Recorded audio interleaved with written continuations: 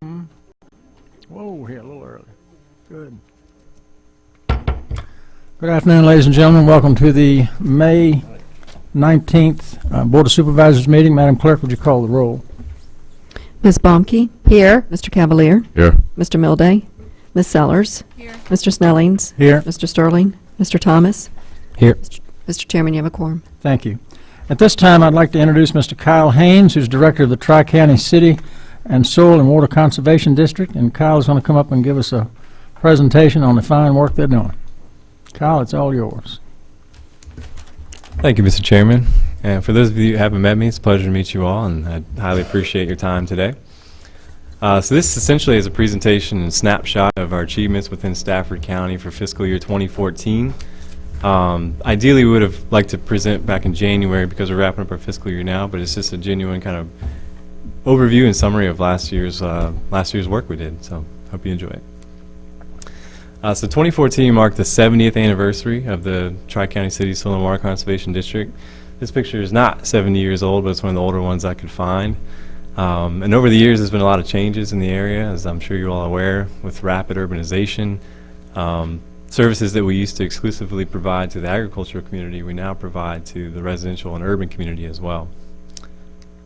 But our mission and our vision has not changed. Our mission remains to provide leadership, education, and technical programs to assist all resource users to conserve, sustain, and improve soil, water, and related resources. And our vision is to be recognized as the community leader in focusing action and establishing partnerships to achieve soil and water conservation. And we achieve these missions and our vision through three main programs. Our agricultural program, where we provide technical services to agricultural producers and implement the Virginia Agricultural Cost Share Program, where they install best management practices on farms. Our education program, where we provide education outreach to youth and adult residents. And our new and expanding services of the urban residential area program, where we assist residential conservation issues and provide practical solutions. And collectively, we provided services to approximately 700 Stafford County residents just last year. And on top of the 700 county residents, the agricultural program provides an extreme benefit to the county as a whole in watershed protection and environmental enhancement. And that program alone, we offer financial assistance to agricultural producers for practices valuing approximately $200,000 collectively, just within Stafford County. Farmers made improvements to over 1,300 acres of agricultural land by installing livestock watering systems, so essentially excluding the cattle from the streams and providing an alternate source of water for the cattle. In addition, we supported programs to provide cover crops and permanent vegetative cover crops and seasonal vegetative cover crops to prevent erosion and soil loss on agricultural lands. And lastly, we developed and implemented nutrient management plans for agricultural producers in Stafford County, which totaled over 1,900 acres. And the nutrient management plans ensure that fertilizer is applied at a sustainable rate as per nutrient management plans to ensure that nitrogen and phosphorus is not excessively running off into the local streams and wetlands. So for our educational program last year, we provided quite a few services, and our goal includes supporting students, educators, and teachers in the area of natural resources, conservation, education, in all grade levels, public, private, and homeschool groups. So we are reaching out to essentially all Stafford County residents that are interested, specifically working in the school systems and providing workshops outside the school systems, K through 12 and adults. And we do this through classroom presentations, Viruscape presentations, and if you see the bottom picture, with the girl spraying a bottle of water. Viruscape is a model that we use throughout the whole school system to show watershed concepts, land use concepts, erosion and runoff, and overall just a general concept of kind of a regional scale. And it's usually a very effective way for the children to connect to those concepts, and even adults as well. And we reached out to over 300 plus students last year in Stafford County through those presentations. We also have an annual conservation poster contest, multiple Earth Day events. We sponsor an Envirothon high school team within Stafford County, and essentially that is eligible to any high school group or club or organization, whether it's 4-H or just an individual private club outside of the high school system. And we also support the Youth Conservation Camp. And I'll talk about that a little bit later in one of the slides. So last year for our poster contest, which is eligible for K through 12, we had two winning submissions from Stafford County, Lana and Isabella Russell. And this is essentially a transient idea or concept of a watershed or environmental concept where students apply their art skills to an environmental concept and submit them through a regional, a district, all the way up to a national level submission to tie in art and natural resource concepts. So we promote that on an annual basis. Our youth conservation camp, last year we sponsored Jack Sikora of Stafford County.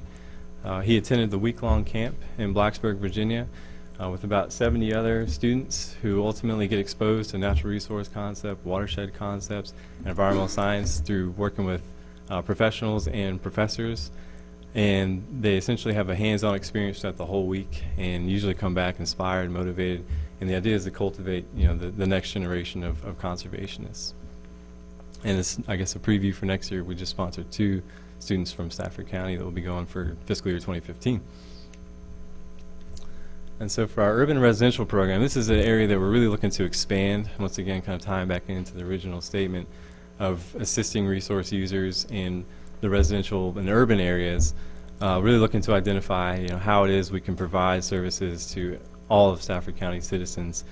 And last year, we assisted residents in reducing pollution, providing practical solutions to manage runoff, and promoting the reduction of soil erosion by contacting HOAs, by having individual one-on-one site visits, kind of promoting backyard conservation practices through rain barrels and rain gardens and native to turf or turf to native transitions, and really identifying what resource users and individual landowners are looking for as far as conservation practices.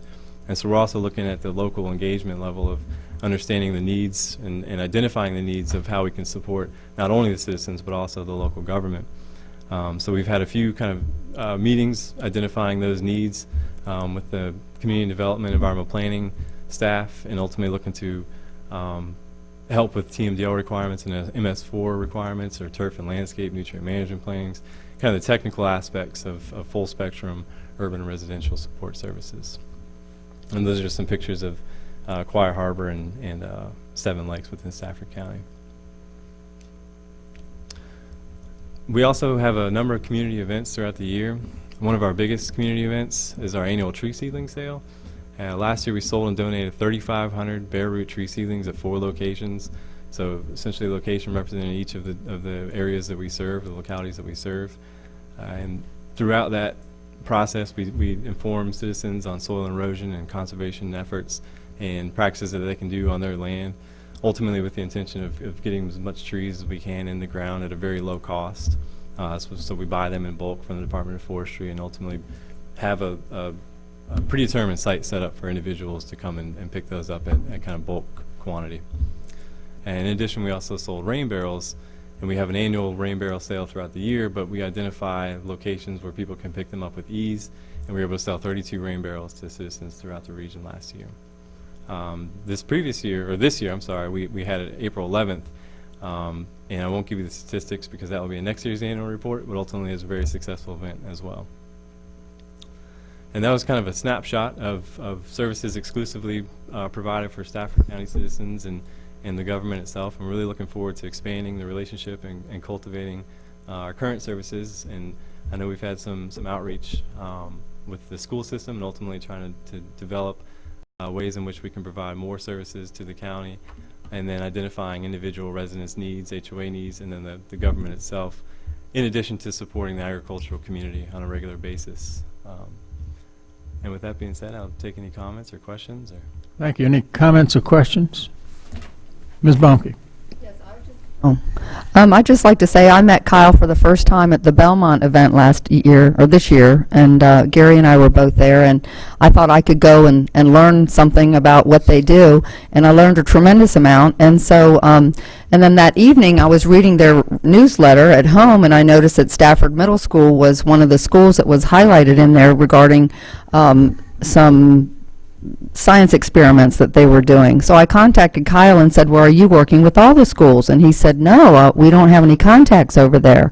So we set up some meetings with Kenya Wallach and Mr. Platt, is that his name? And in charge of math and science. And they are now, it was a great marriage because they have some grant opportunities on their side, which the schools don't have the ability to receive.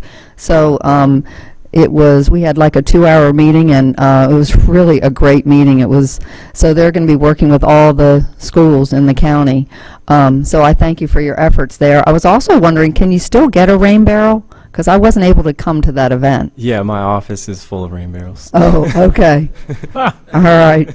Sounds good, Kyle. Thank you very much for your efforts. Thank you all for your time. It was a Thank you, pleasure to Mr. meet you all. Thank you, Kyle. We appreciate you coming out. Thank you. Thanks for all you're doing. Appreciate it. Presentations by the public. If you come forward to present, you can speak on any subject, unless it, of course, is a public hearing this evening. You have 3 minutes. Once the green light comes on, start. Yellow light is 1 minute, and when it turns red, please wrap up your comments. I ask that you state your name and address. And as I look out over the audience, of the 20 people here, I think 2 of them are from the public.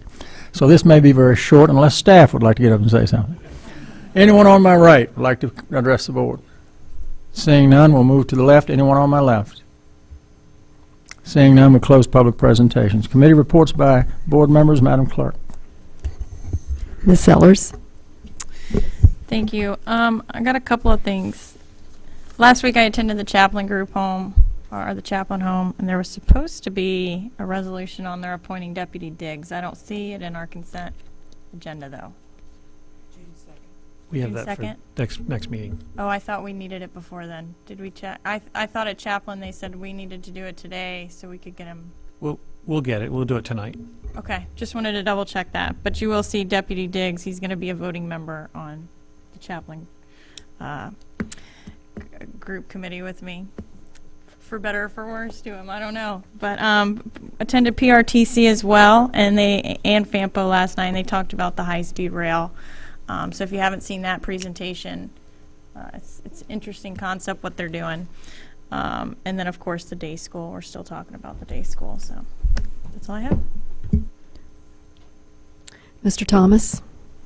We had a VRE meeting last Friday. One of the main discussion topics there is, we have a strategic plan now for VRE that costs lots of money. So we're trying to develop a financial model where we can plug in different numbers and forecasts like gas prices and things like that, and future fare increases or subsidy increases, to basically help us try to figure out how we're going to ever figure out how to pay for the strategic plan itself. So a lot of work to be done on that, and I'm sure you'll hear more about that soon.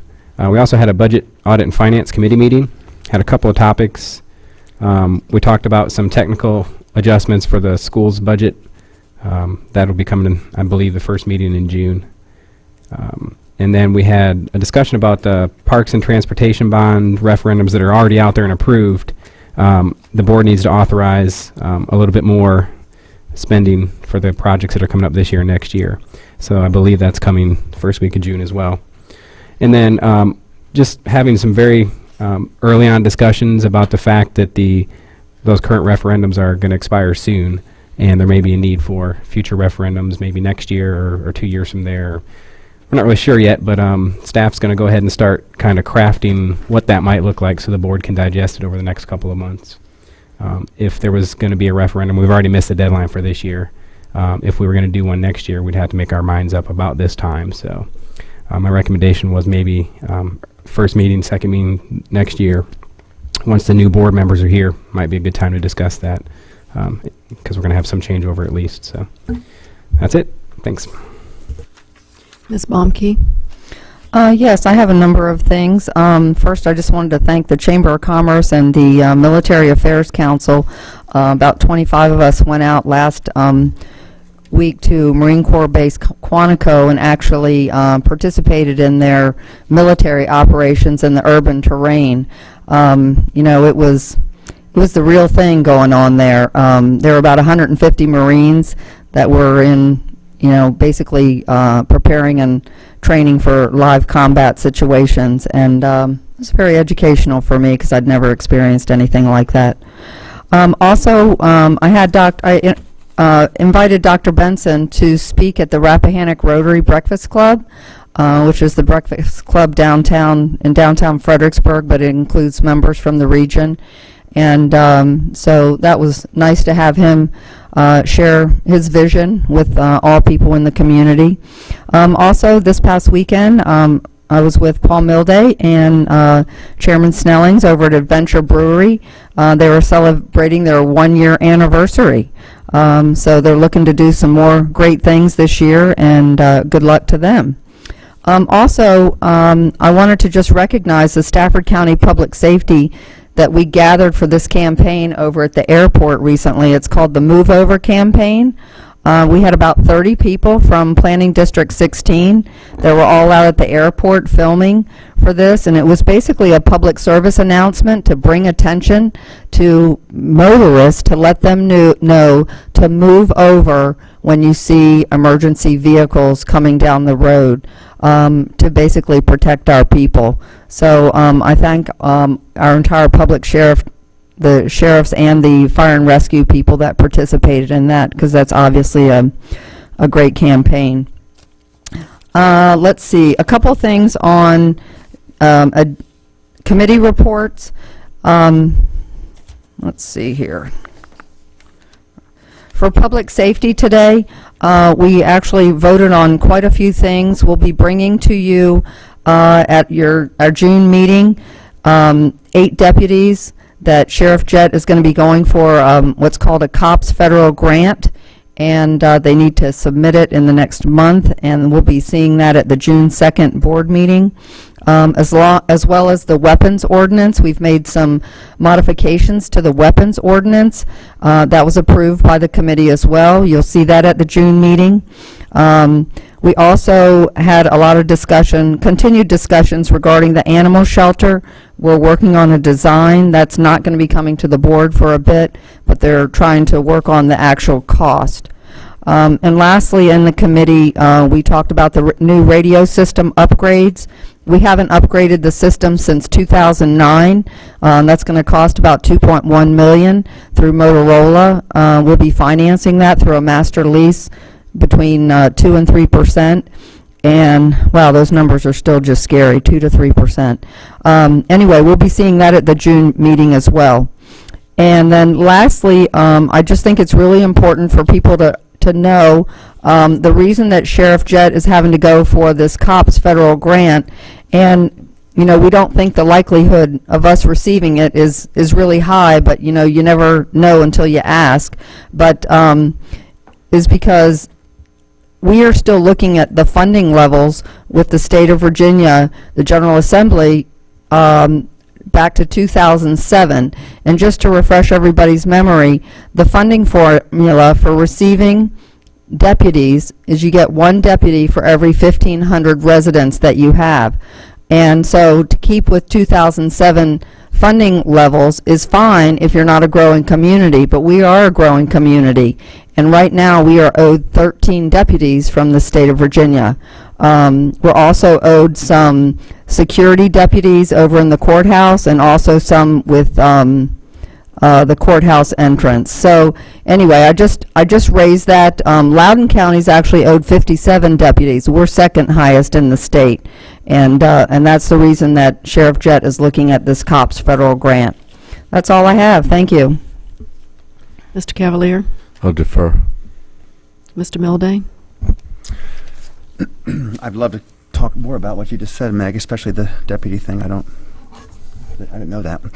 The FAMPO, as chairman of FAMPO, I have to do other things besides showing up at the meetings. The executive committee has been interviewing for a new executive director for FAMPO, and we finally found someone we think is great. He's a VDOT guy. We had applicants from around the country, but he is especially well-versed in HB2, which is a big deal since it's how we're going to be getting our funding. And in that same vein, we held the first of 2 workshops. VDOT and FAMPO held a big workshop at the VDOT building. Laura Sellers was there, and on time. I was late. And they had it's how transportation funding gets to a project, how a project is initiated, where the money comes from. This is extremely complex stuff. It took me years and years to piece it together at FAMPO, and they finally have put it into a packet. You could go over it if you're a new FAMPO member and understand better, but it takes a while to remember all the acronyms. But it's interesting how complex that is, getting a road project thought up and then done, and who can do it. Northern Virginia Transportation Commission had a transit forum. It was really amazing. I didn't know what I was getting into when I showed up at this thing in Tyson's Corner, but some of the greatest minds in transit, which isn't necessarily, we're 50 years away or 100 years away really from what Fairfax is experiencing. But what the point, what you saw there, where they brought in a bunch of big time businessmen. Saul had a representative there, a bunch of people, and talking about how transit-oriented development is really something that they look for and what it means to them. That was kind of a neat. It was packed the entire time. No one left early. Governor Kane was there, Gerald Connolly, and a bunch of other representatives on the federal level. I also went, speaking of Democrats, I went to Saul McAuliffe speak down, as did many of us, the chairman, and Laura Sellers at the Jepson Center. He's always impressive when he speaks. He stayed away from controversial stuff. We had a regular, like I said, VRE meeting at the and we collect about, I don't know, $5 or $6 million a year in gas tax. Last time I paid attention, and we spent a couple $1 million a year on our VRE operations. You couldn't get the gas tax without being a member of the VRE, and we are trying to figure out. If we don't ever give any more than we currently give to them, and that's the question they're asking, if the subsidy stays the same from all the localities, what does that mean to the ridership in the next 20 years? Does it drop off? Can we support our system at that rate? The answer is probably no. So we're trying to we'll figure out, as Bob said, what we need, what we should ask for. What are our expectations for VRE? How much do you want to contribute, and what do you think we'll get back? And also, it really helps us develop an ask from the state, because that's obviously where we go first. Every chance we get is to ask for the state for money. Also, another very cool thing we did is, and I've been credited with it, but it took many people to do it over years, is a way to honor the members that started VRE 20-something years ago. And Bob Gibbons got his name, a 4-foot stainless steel name. And it's really nice. It's on the front of a locomotive. So he now has a locomotive named after him, as do 8 other people that were instrumental, some alive and some not alive, in the founding of VRE. And if you can imagine what it must have been like to have a handful of these people decide they want to run commuters on the rails, and then have to go to CSX, Amtrak, Norfolk Southern, General Assembly especially, and put it all together. I don't know if it could be done. And the whole gas tax thing for the PRTC. It was a huge undertaking. Turned out to be pretty darn successful, considering 20,000 vehicle trips were taken off of the road every day. I went, and it was a good day on Saturday for us. Adventure Brewery, of course, I stayed a little longer than the other two. I had to make sure I paid my dues and showed the proper amount of respect to the anniversary. That's why you were there. I recommend them. I recommend the Belgium Quad. Then I went over to the poker run. Was finishing up for Johnny Mack. You recall we lost Johnny Mack about a year ago, and he had all his biker buddies, the firemen that are also bikers, not like the ones you saw on TV the other day, but having a big get together for him. And this morning, Stafford Tech and Research Park had a little meeting. Supervisor Cavalier came along. We're just looking at some space that's we may or may not be interested in the one of the buildings for something called a co-working environment, and you'll hear more about that. And that's it. Thank you for letting me talk. Mr. Snellings? Yeah, just real briefly to follow up on what Mr. Mildy said. Mr. Mildy, Ms. Sellers, County Administrator, myself, we had breakfast with the governor last week. Of course, there was 150 other people there too, so it wasn't like we were in the dining room at the governor's mansion. But very impressed with what he had to say. I mean, he has a lot of good ideas on business, on bringing business in. A lot of those ideas we've already instituted here, like eliminating B-poll, eliminating machine and tools tax. He said it's counterproductive.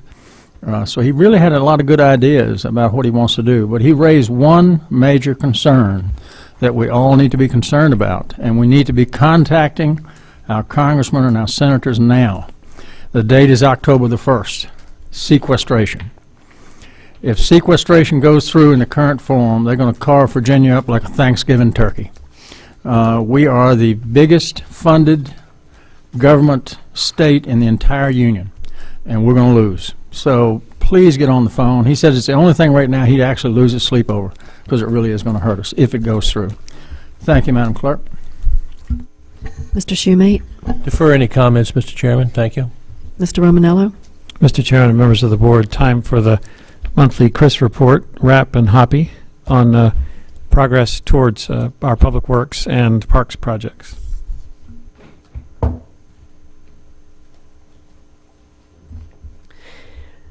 Good afternoon, Mr. Chairman and members of the board. Christopher Rapp, Director of Public Works. I'm pleased to provide this road construction update. We have been very busy. We have a lot going on.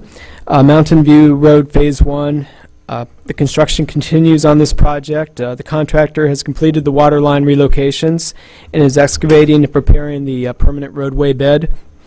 Mountain View Road Phase 2, the contractor has finished both the stormwater ponds. He's also installing temporary pavement widening and excavating for the new road bed. Poplar Road Phase 1 and 2, the construction has started. The contractor has placed the traffic control signage and is clearing trees and is working to finish the 2 stormwater management ponds. Next week, the contractor will be installing storm culverts under Poplar Road. The Poplar Road and Mountain View intersection, the right-of-way acquisition is underway. We should be sending out letters to impact property owners soon. Brook Road, the right-of-way acquisition continues. There's a total of 24 property owners. There's 9 agreements that have been signed with the owners. We're working to address project concerns with several other owners, and final offer letters have gone out to most of the remaining property owners. Trustlow Road, utility relocations are ongoing. Dominion Power is on site. They should be finishing up soon, and then several Comcast and another company will be out to relocate their utilities. Construction has started. The contractors currently performing clearing and grubbing and installing erosion control. And the right-of-way acquisition is almost complete for Trustlow Road. There's one more property. There'll be a public hearing on that condemnation June 2nd. And Garrisonville Road widening, right-of-way authorization was given by VDOT, and we're working with our consultant to plan a schedule for the right-of-way acquisition. And lastly, Crow's Nest Preserve. We recently received a letter of support from DCR for a road improvement on the preserve, and we will... This is huge. I would have rolled this out myself had I known it wasn't still under wraps, Mr. Chairman. Let him finish, and then I we'll am. come back to comments. Please, Mr. Milday, please. No, well, we've been pushing, Mr. Chair, if that Go okay. ahead. We've been pushing for years, trying to find a way to get some money to access the main part of Crow's Nest. It's an expensive proposition to run the roads. You may remember Crow's Nest Harbor is actually around the road, and it's not even not much of a right of way. Anyway, we tried a couple years unsuccessfully to get park access, get into the park access fund at VDOT, and finally, it wasn't just that. With Keith Dayton and Anthony pushing, Ceci Howell has been pushing. We finally, lo and behold, they scraped up about $800,000, which they believe will be able to build a gravel road and open the center of Crow's Nest up to the public with this road improvement to an area you may have all at least been to, I hope at least once, to where there's already a parking area and what will be some signage. Correct? Did I sum it up properly? well, we will be submitting a grant application for some grant funds for that. I'm not privy to all the details, but we'll be submitting for some additional funds in the very, very near future. Does your funding add up to $760,000? There's some, that is correct, between in-kind support from the Highway Department and State Park Access Fund. So we've been told by both VDOT and DCR, the Department of Conservation and Recreation, that this is the road we need. It will happen. Yes, that's what I was told too. So thank you, Mr. Chairman. That Anything else, concludes Mr. my Rapp? report. Any other questions? Thank you very much.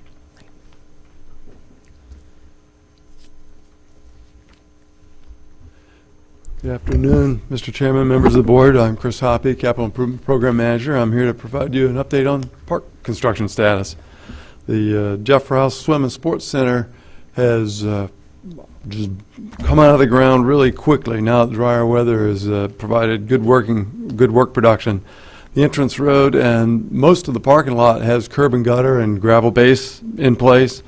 All the masonry many of the masonry walls throughout the building are being worked on concurrently. So the high walls around the gymnasium and to the front of the building have been completed. So that's moving real well.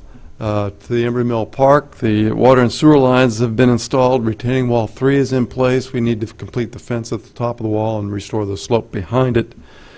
The subgrade grading is complete for 3 of the synthetic turf fields. The turf field contractor has installed curbing on 3 of 4 sides on those 3 fields. The 4th side is a sidewalk through the middle of the fields, and that's going to be poured this week.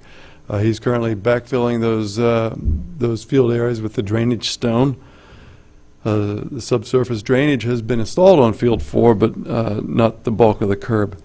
Musco has installed all the light pole bases and put up the pole tops on fields 1 and 3, 1 and 2, and then fields 3 and 4, 5 and 6 should be installed complete before this week's out. So they'll be done and off-site. Woodland Stream to Smith Lake Park, it's a trail. Contractors installed the ENS controls and is currently clearing that site. Belmont Ferry Farm Trail Phase 4, we've provided the cost estimates VDOT required to be able to provide a new universal project code for the Belmont crosswalk. We're awaiting that new UPC number to edit our documents. We've received the wetlands permit from the Army Corps of Engineers for Phase 4. Stafford County Planning has approved all the technical aspects of Phase 4 trail plans. The only thing that's holding it up is the proof of right-of-way and easements, and VDOT's working on the authorization to pursue those that right-of-way acquisition. So as soon as they give us that authorization, we'll pursue those easements. And that's my report. Any questions, comments? I have one. Sir. Could we talk about, not here and now, but could we get on the schedule to kind of resurrect Musselman Park? That's sort of been on the mothballs for some time. Probably do more to me than anything else because of the design that we came up with originally. But if we could resurrect that, I'd appreciate it. We'll have that conversation. Thank you. Thank you very much. Well, that will go to additions and deletions. We do have 2 deletions for this evening's meeting. Item 23, Planning and Zoning, authorize a reclassification from A1 to R1 Suburban Residential Zoning District Tax Map, Winding Creek, Garrisonville, Rock Hill, and Planning and Zoning authorize conditional use permit on the same property. I'll accept a motion. Do I have a second? Wait, excuse Oh, me. I'm sorry. I would like to pull 2 items off the consent agenda. Item Yeah, number, consent is next. oh, okay, I thought we Yeah. did it all together, I'm We're sorry. doing additions and deletions first, and then we're I'm doing sorry, Mr. consent. Chairman. Not a problem.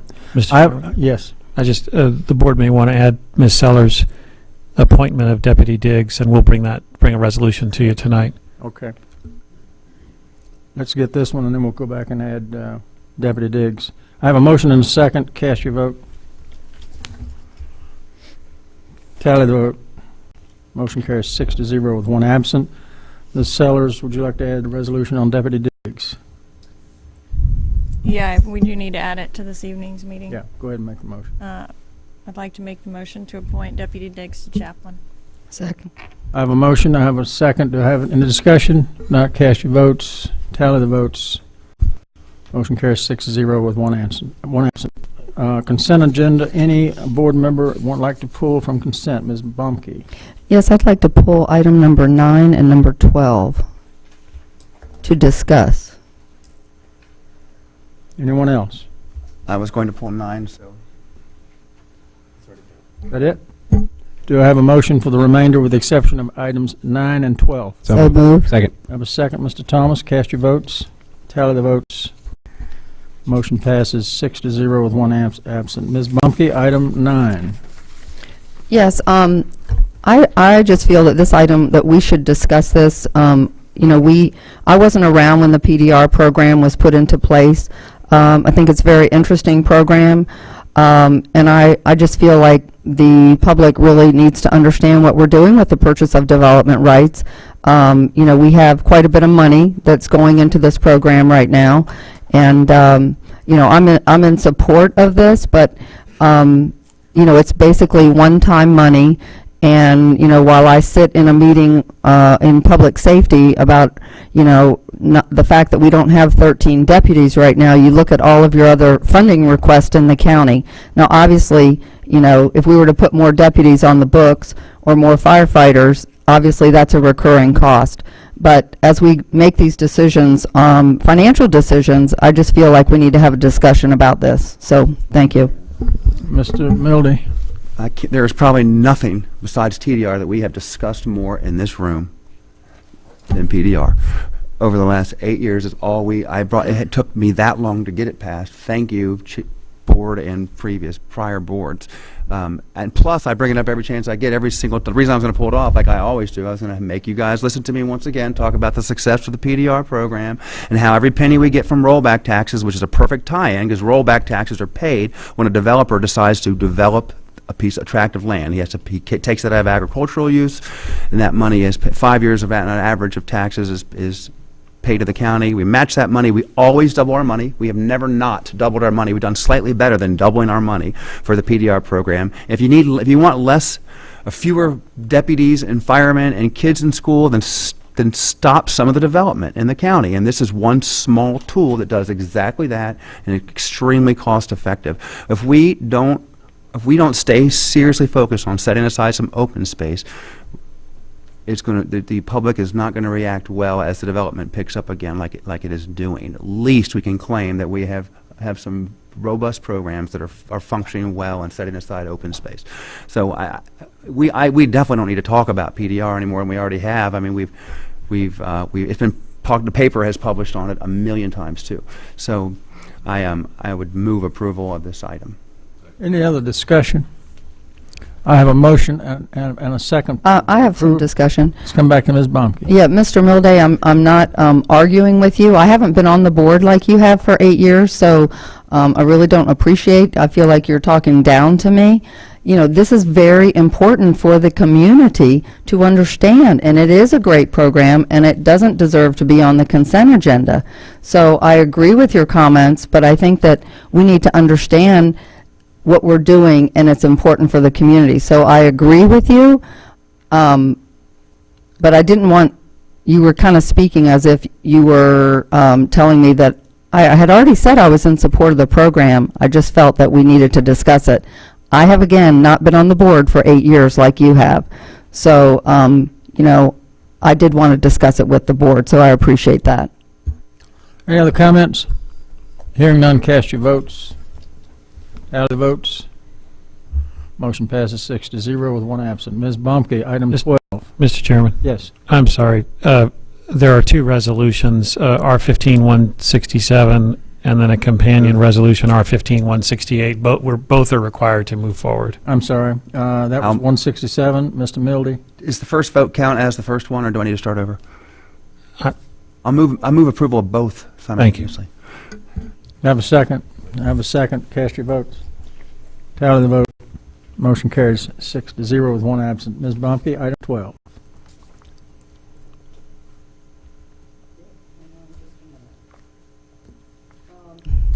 Yes, in light of the landfill issues and the changes that we've made this year, and I know we have a public hearing tonight on this, again, I feel that it's important for the community to understand what we're voting on. And so I wanted there to be some clarity from Mr. Dayton, who has this item, if he could come to the podium and share with the community what's happening on this item. Thank you. Mr. Chairman, members of the board, Keith Dayton, Deputy County Administrator. The item before you, number 12, relates to the landfill area for two different areas of property totaling approximately 85 acres. Right now, our board property is owned jointly by the City of Fredericksburg and Stafford County. We have been working with the city to establish ownership of the Civil War Park. We've actually constructed it. That's about 41.2 acres. And then we are looking at a conservation easement that's the subject of a matter of public hearing later this evening. That's 43.4 acres. After consultation with the county, the city decided the easiest course of action would be for them to vacate their interest in that 85 acres and turn it over to the county, so that as the county moves forward with these separate actions, they could basically act as the sole owner to facilitate the closing and the necessary recordation of two different easements, one to the Civil War Trust and then the other ultimately to the Department of Environmental Quality related to the other action. So that's it. It's basically sets up as a housekeeping matter for the county to accept ownership of the city's share of interest for that 85 acres. Happy to answer any questions. Any questions for Mr. Dayton? Mr. Thomas? Is the county required to give the city any remuneration or anything like that in return? No, Mr. Thomas, there's no money going back to the city. Okay, I would just say that I think that's, on behalf of the city, I think that's a great gesture. I mean, they could have asked for any number of things. We're obviously, negotiating every year about the landfill agreement, but I just think we should, make sure to especially thank the city for their willingness to do this for the greater good. So I think it's a great thing. Good point. Anything else? Sure. Mr. Mildy? Is that land that's being dedicated of any value for future fill or operations of the landfill? No, sir, Mr. Milday. We selected both the Civil War Park and the conservation easement area as being out of the future landfill activity area. We have 55 years worth of capacity permitted, not constructed, but all of that activity is separate from both the Civil War Park and the conservation easement. Anything else from Mr. Dayton? Thank you so much. Do I have a motion to approve item 12? Do you want to make a motion? Motion to approve. Second. I have a motion and a second. Cast your votes. Tally the votes. Motion passes 6-0 with one absent. That brings us to closed session. Mr. Thomas, would you do the honors? Mr. Chair, I'd like to offer a resolution to authorize a closed meeting, whereas the board desires to hold a closed meeting for consultation with legal counsel and briefings by staff members regarding Mets versus Board of Supervisors, KCL 13-259, 261, 262, 263, and 264, and discussion or consideration of the acquisition of real property for a public purpose, where this discussion in an open meeting would adversely affect the bargaining position or negotiating strategy of the public body. Pursuant to Virginia Code 2.2-3711A3A7 and Code 2.2-3712F, this discussion may occur in a closed meeting. Do I have a second? Second. I have a second. Cast your votes. Tally the votes. Motion passes 6-0 with one absent. We're in closed session.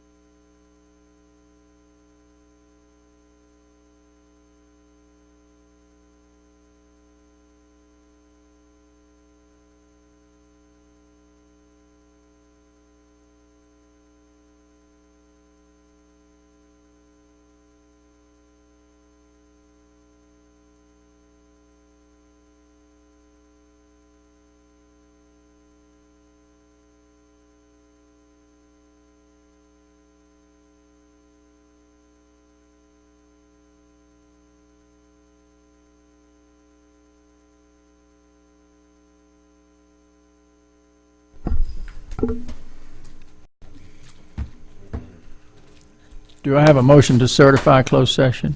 Second. I have a second. Cast your vote. Tally the vote. Motion passes 6-0 with one absent. We are adjourned until 7 p.m.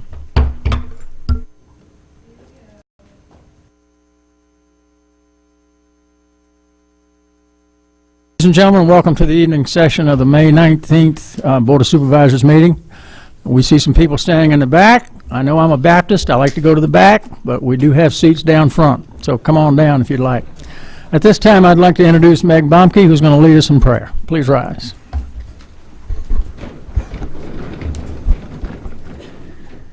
Let us pray. Lord, we seek your guidance in the business that is before us. In planning for the future, give us vision. In matters of finance, give us responsibility. And in dealing with people, give us love. Where there is weakness, give us strength. Where there is disagreement, give us tolerance. Where there is misunderstanding, give us patience. And where there is hurt, give us the courage to forgive and the grace to accept forgiveness. Amen. I'm Paul. I'm going to invite, you may sit down. Or maybe you shouldn't. You sit down in a moment. We have to go through something here first. I'm going to invite the leaders, some of the leaders of Troop 516 down, and they're going to bring their boys with them. I have Craig Dottie, Andrew Goshorn, Pat Valencia, Tim Mance, Dave Wright, Dave Havrin, and Nathan Thomas. This is 516. We share 516, Meg and I do. They meet at my church in Andrew Chapel. So I'm glad to have you guys here.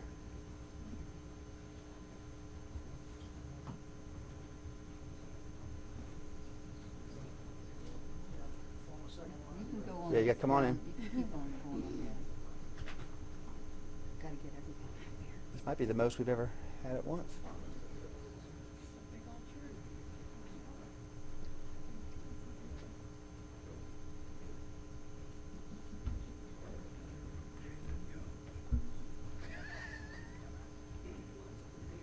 We're going to ask Troop 516 to lead us in the pledge. There we go.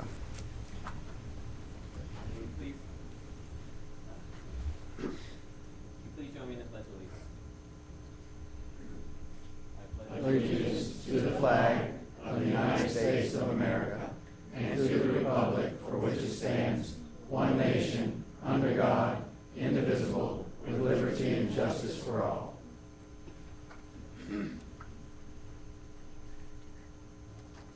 Scouts, please join me in the oath and the law. On my honor, I will do my best to do my duty to guide my country, to obey the Scout law, to help other people at all times, to keep myself physically strong, mentally awake, and morally straight. please join me in the law. That is trustworthy, loyal, helpful, friendly, courteous, kind, obedient, cheerful, thrifty, brave, clean, and reverent. Thank you very much, guys. You can be seated. Yeah. While they're walking back, we wanted to mention, this is such a large troop of 83 scouts, we wanted to mention some of the Eagle Scout projects that have been completed and some that are being done right now. One of them was by Matthew Arthur. He's a current sophomore at Stafford High School. His project was a memory garden at Dixon Smith Middle School. Mitchell Arthur, currently a sophomore at Stafford High School, his project was benches and a retaining wall with landscape around the sign at Dixon Smith Middle School Stadium. Andrew Boring, a sophomore at Stafford, his project was a wheelchair access to the courtyard at Drew Middle School. Ian Dowdy, current sophomore at Stafford, his project was an outdoor classroom for Grafton Village Elementary School. Matt Havrin is a current junior at Stafford, and his project was completed last summer at Drew Middle School, and he marked all the AEDs and the fire exits and painted the entire school. Ooh. Philip Mance, a current freshman at Stafford High School, his project was to build an equipment shed for the Massid Marlins at Massid YMCA. I watched that being erected. Garrett Valencia, current freshman at Stafford High School, his project was to build benches for the new playgrounds at Grafton Village Elementary School. And Jacob Wright, a junior at Stafford. His project was to build benches along the walking path at the Stafford Civil War Park. So we also have 3 boys with projects that are waiting to be accepted. But this is obviously a very active troop. And as Paul said, they meet at Andrews Chapel, and kind of half of the troops in my district and half is in his. But we wanted to recognize you and thank you for all of your community efforts. You truly make a difference. I tell you, we hear so much bad stuff these days about our young people. It's awful gratifying to hear the good stuff. At this time, I would like to ask 2 former supervisors and 2 gentlemen who served on the 350 committee with me, Dr. Harry Crisp and Mr. Bob Gibbons, to join me up front. And I'd also like to ask Mr. William Leap and his team to come up front. I'm asking them to come up front because we're going to present a proclamation tonight to the team that did the videos for the Stafford 350th anniversary. For those of you in the audience that are old enough to remember, I don't know if you remember the Bicentennial Minute. They did the Bicentennial 10 minutes, or the 350 10 minutes. So if you'd join me up front, I'd appreciate it.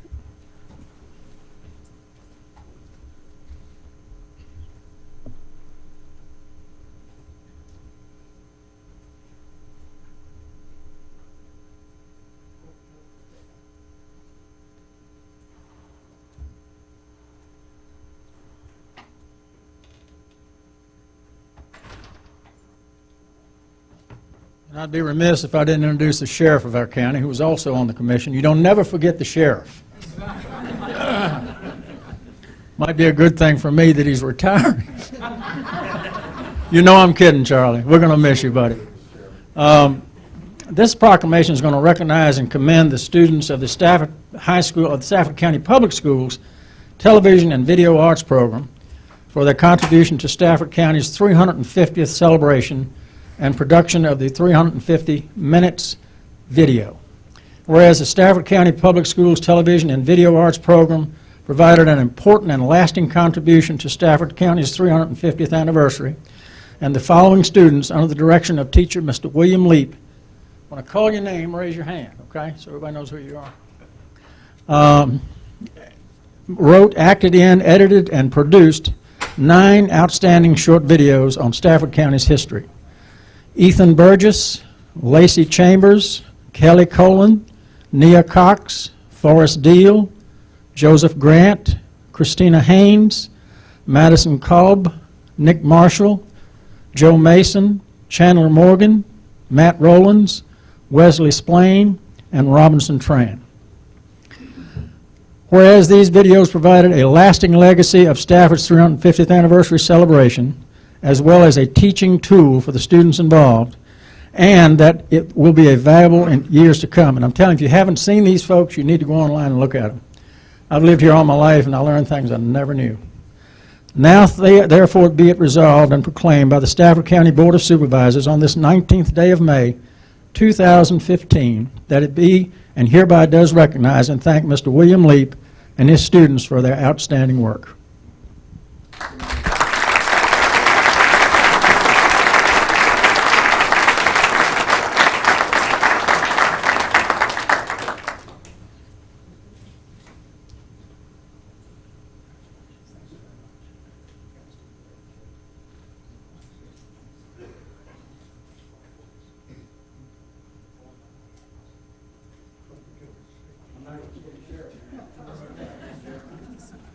Thank you all very much. We appreciate you coming. If you haven't changed your mind, you don't want to say anything?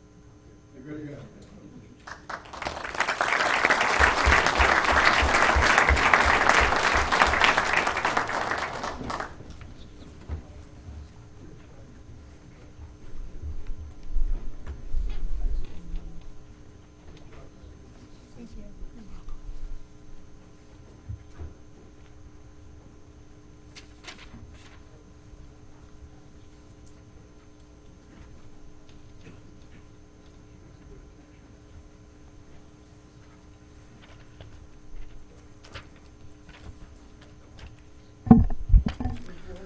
I would remind anyone that is in the audience for the 2 public hearings on Winding Creek.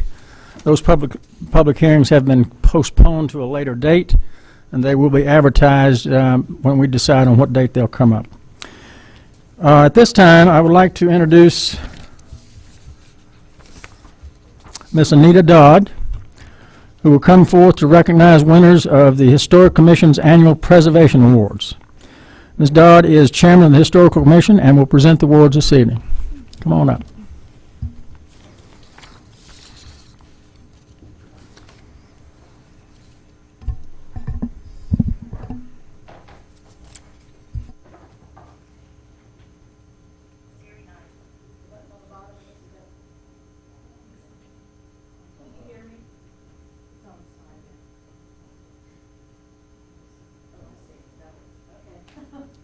Hear me now? Okay. Good evening. This presentation is to coincide with the designation of May as Historic Preservation Month. The Stafford County Historical Commission has established a Historical Preservation Award program. The program provides an opportunity for individuals, groups, organizations, and businesses to recognize the important role that historic preservation plays in individual lives as well as in the community. It is important to celebrate the cultural history of Stafford County and contributions made by those dedicated to the preservation of its cultural heritage. The Stafford County Historical Commission is pleased to present the 2014 Historic Preservation Awards. This year we have 2 awards to present. As your name is mentioned, please come to the front to accept your award. Our first award is being presented to Art Hart. Art is a, let me make sure she gets up here.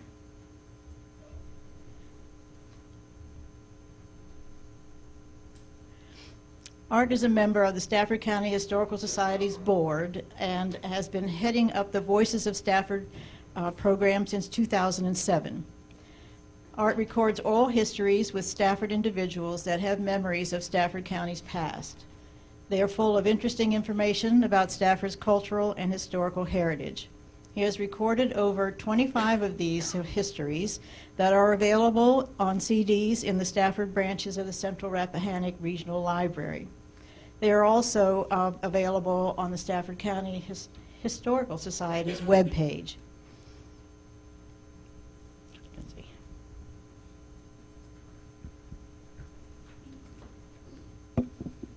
The Stafford County Historical Commission awards you this and thanks you for your efforts in preserving Stafford County's heritage.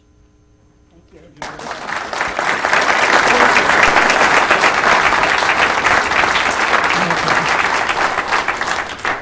Our second award is being presented to the 350th Anniversary Blue Ribbon Committee, its partners, sponsors, subcommittees, and volunteers.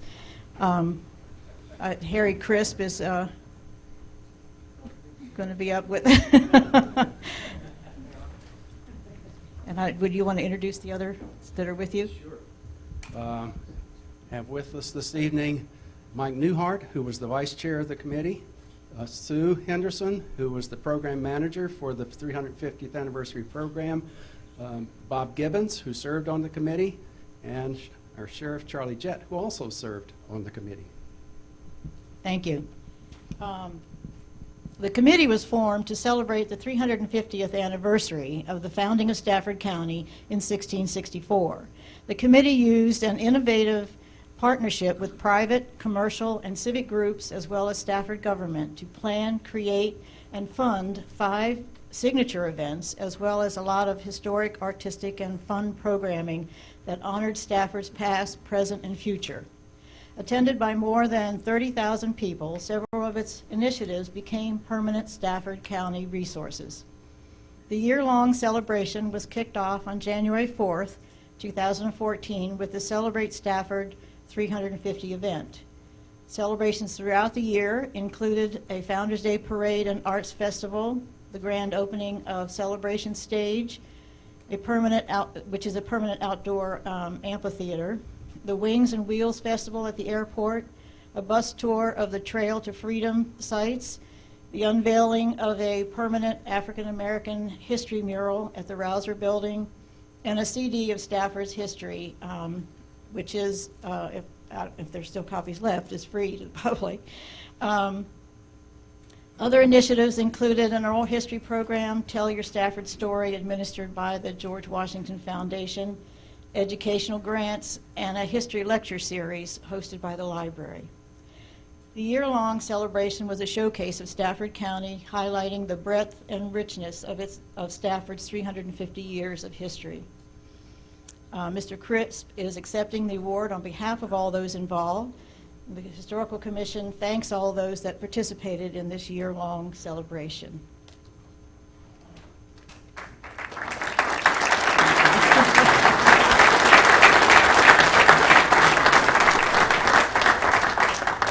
The Stafford County Historical Commission appreciates the efforts of tonight's award recipients and for their concerted efforts in the participation in the preservation of Stafford County's historical and cultural heritage. Thank you so much.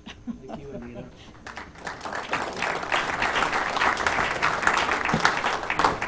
I just wanted to say a few words. Firstly, how greatly honored and proud we all are to receive this award. When the committee first started meeting 3.5 years ago now, one of the things that we wanted to make sure we did in planning the program was to create a lasting legacy, not just a big celebration.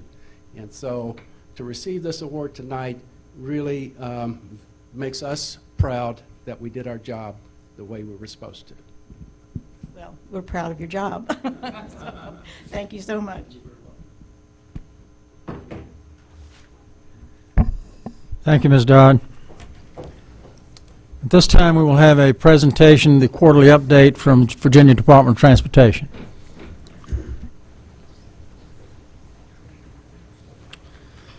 Chairman, members of the board, county staff, good evening.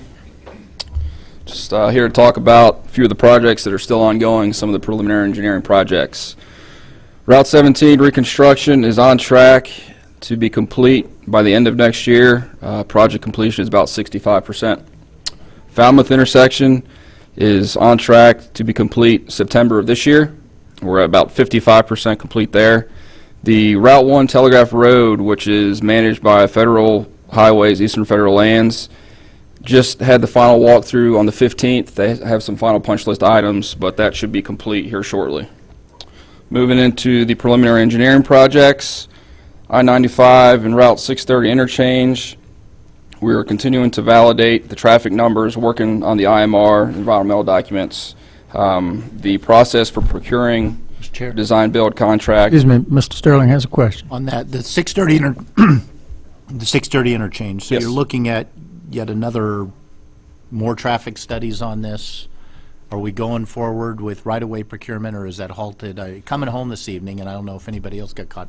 There's an accident. Cars are backed up. They're backed up onto the freeway. One hit another.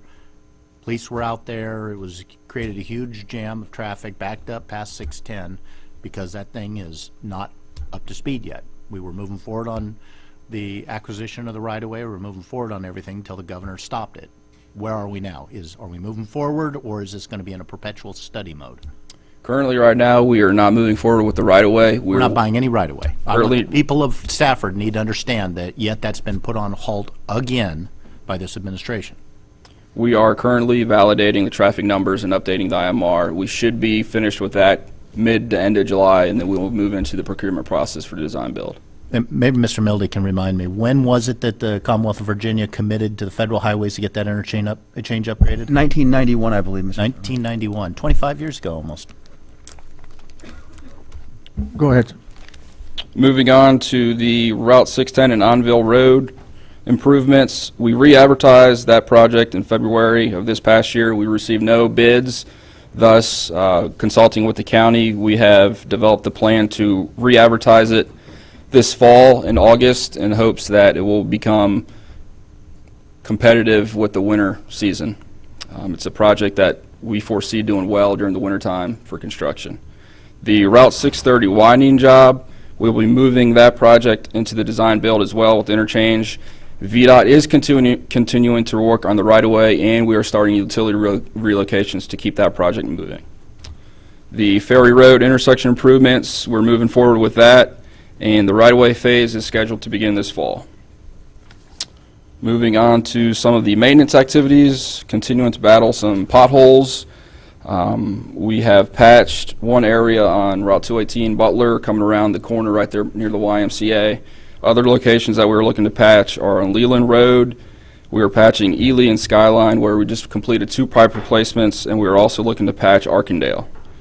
Some of the paving locations on the paving schedules to be completed this year: 2 sections on Route 610 out in the western 2-lane section, 608, 648 between Poplar and Mountain View, 687, the Cannon Knolls subdivision, and the Hardwell Drive. And another update on the Leland and Primer House signal. We are on schedule to complete that by July 20th. And that is all I have. Any questions? Yeah, Mr. Mildy. I just want to give you a couple of items to maybe make notes about. Okay. I don't usually report potholes, but these are significant. The Eskimo Hill Road on the way to the landfill, at the low point right before the camp, the jail on the right, we are, not only do we have a pothole, but it seems the road is collapsing. I've noticed it for a few weeks, and I figured it would just somebody would pick it up, but I'm not sure it's on anyone's radar. That is on our radar. There is a pipe that we are planning on replacing here shortly. The road looks like you could lose the road. It's already about 7 or 8 inches low. Yeah, we're continuing to monitor that. It's going to be expedited, to be honest with you. And on Brook Road, after you pass Poplar Hills and the new entrance to Crow's Nest, our shoulders seem to be collapsing there, and I guess that happens occasionally. It's been a while since I've noticed it, several years, but for hundreds of feet at a section, you have the edge, 2 feet to the edge on both sides, continual cracks, and it's lowering. I guess that's a very, very old railroad bed. Okay. And I think we need to take a look at that. Mr. Cavalier. I was glad to hear you mentioned Arkandale Road, because the CXX trucks are really tearing that up when doing the work that they're doing out there right now, and it's more than just potholes. I think you're aware of that. Correct, it is. And so what is the plan of action there? Plan of action is we're going to have our contractor go in there and do significant patching, roughly 3 inches deep of brand new asphalt. Okay, great. And what about Decatur Road? Not quite as bad, but it's We'll take a look at it. a lot of potholes. Okay. Ms. Bunky.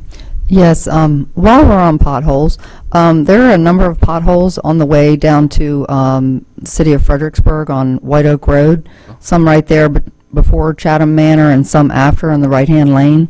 There are a number of others in my district that I've sent in. So Okay. is there a methodology? How do you decide? Generally, if a pothole is reported, we try to get it repaired within 48 hours. Oh, okay. Maybe I need to submit a new list. Okay, thank you. Yep. Ms. Sellers.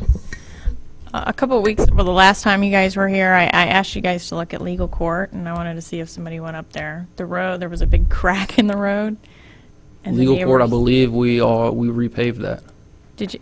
I didn't know at the top. I know at the bottom of the legal court, because legal court's up on a hill into a cul-de-sac. At the top of the cul-de-sac, there was the crack. The bottom of the cul-de-sac has been repaved. Yeah. Okay. But I'll find out. But I Double check on it, but I was under the assumption that we paved the entire road. Okay, maybe you did, but Maybe the crack came back. Thanks. Mr. Thomas. Since we're talking about potholes, Route 601 Forest Lane Road, called that in about a week ago because Okay. it caused a flat tire. So I have 2 questions. When somebody has a flat tire, that's clearly because there was a pothole and a blind corner that was the size of their tire. Is there any recourse they have? Is there any sort of program where they can apply for some sort of relief to help fix that? There is. They can file a claim. So essentially, you just call the 1-800-4 road number, and we'll give you all the documentation needed to file a claim, and we'll walk you through the process. Very good to know. The second thing is, about 3 days later, it's sunk back down. So Okay. We'll take a look at it. And then on Ferry Road, I think it's where it intersects Heritage. It looks like about 50 patch jobs altogether. And I know you guys are trying to make it drivable, but I think That is on the you know what I'm talking about, right? That is on the paving schedule. Do you know when that is? It should be soon. That is one of the last routes they're getting on from the 2014 schedules. Perfect. Thank you. Any other questions or comments? The only thing I would follow up was what Ms. Baumke asked. Is there a methodology to your potholes? Are you going throughout the county, or are you just filling them as you get complaints, or? We prioritize the ones that we get the complaints on, but we do on a daily basis, drive around filling potholes. Okay, So there is a method to the madness. It's just okay. I just had one question, sorry. It's good to complain then, right? Mr. Chair? Yes. There's actually a really neat app called Waze, I think it's called. Yep. You use that? Because it's pretty darn accurate. I'm driving around town and it says, hey, watch out for this pothole, and it's literally within 20 feet of where it says. I mean, I'm not sure if people are reporting those as they're driving, Okay. but it's useful information that Good to know. may help you guys. A lot of people don't have a lot to do. Is anything else for VDOT? Thank you very much for coming out this evening. This time we're going to presentations by the public. I would ask if you have anything to discuss with the board, please come forward at this time, unless it's on the public hearing schedule tonight. When you come forward, I would ask you give your name and address. You have 3 minutes. When you see the little green light come on, you can certainly start.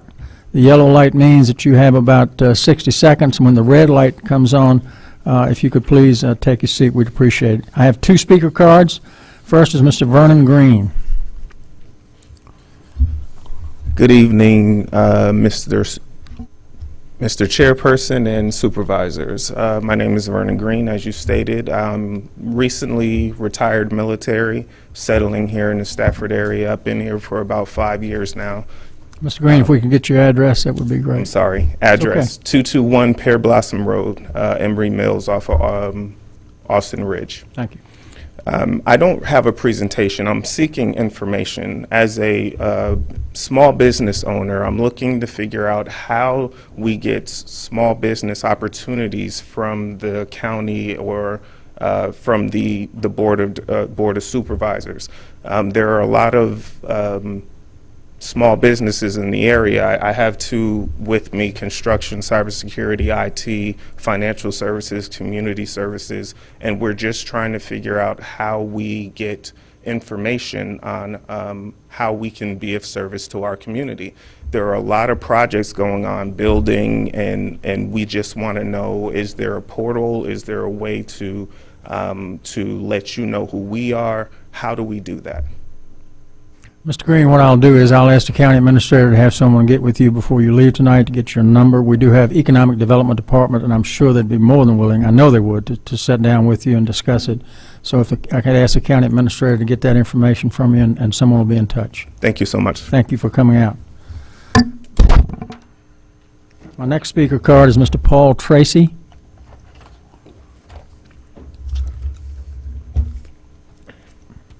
Well, actually, I came to discuss the Wine Creek development, especially the cut-through on Embry Mill, which would negatively impact, oh, I'm sorry, my name is Paul Tracy. I live at 25 Wild Plum Court. That cut-through would negatively impact the traffic on Live Oak, and which also intersects at H. Pool Middle with Eustis, and would negatively impact our ability to get out safely and easily on that road. It is very difficult to see around the corner as it is, and traffic, as you well know, most people think of speed limits as anything but, and they're just not doing it. And I just don't think we need that extra traffic for that cluster development. I know I'm not supposed to speak, I guess I'm not supposed to speak about the Windy Creek development. No, you're okay. You're okay. 97 units in a cluster formation is totally out of character with the surrounding developments, ours and the other ones. And I think it's very possible that you're going into overdevelopment. We've already got 610, which was a nice, quiet little road when I moved here 18 years ago, and now rush hour traffic is worse than Route 3 down in Fredericksburg. How long does it take before we can adequately support more housing, and especially this cluster? 18 feet apart is ridiculous. I wouldn't live in a place like that. I know there are some down on Route 1 that do, and all the way down into D.C., but this is not that kind of an area. We don't need it that close. If you want to leave it farmland, put 27 houses in there, I have no objection. But 97 homes is just too many. It adds too much to it, adds too much to the traffic. And the Winding Creek and the cut through it at Fireberry just won't work well for us at all. Thank you. Thank you, sir.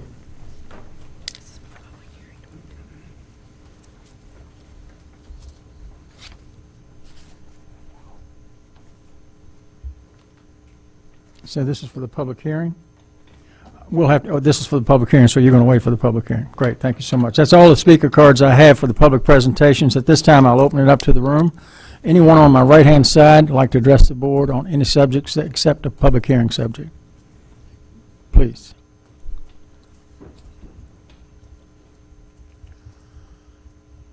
Thank you for the opportunity to speak with you folks. My name is Sandra Morovsky. I live at 508 Glen Eagle Drive in the Clearview development, and I would like to beg your consideration on something for me. My concern is Mark Lindsay's name not being included on the proposal naming of the aquatic center. I'm a native of Stafford County. My children went to school with Mark and Jeff, and at that time I knew them personally. And I think it's a discredit to Mark not to be included. And the reason I say that is his mom still lives here, and she lost her son at 43 years old. And that's a heartache that no one ever recovers from. And he left the area after winning his medals in order to make a living in the diving arena because there was nothing close by for him to do that. And I know that Jeff Rouse has made a contribution to the community, and I'm not disputing that. But this aquatic center is to recognize the contributions, the blood, sweat, and tears that these young families and young men went through to achieve those medals. And I would just greatly appreciate it if you folks would reconsider that. I'm a mother, and I can't imagine how his mom must feel, because not only of the loss of her son, but everything that her family went through so that he could become a gold medalist. I've left messages with all of the board, and some of them weren't too sweet. But I thank you so much for listening to me. And if you're not interested or you don't want to consider renaming it, is it possible that this could come to a vote on a ballot in November? I know there are fewer natives here than ever before, but I'm sure there are a lot of people here that would like to have an input on this. We are citizens of the county, and we're taxpayers, and we're making a contribution to this center, which I'm grateful that we're going to have that, because our young people need inspiration and folks to look up to. And I thank you for all of your efforts in getting this to come to fruition. I think it's very important. But I would just greatly appreciate it if you would reconsider this, and I thank you so much for your time and attention. Thank you. Anyone else on my right-hand side care to address the board? Yes, ma'am.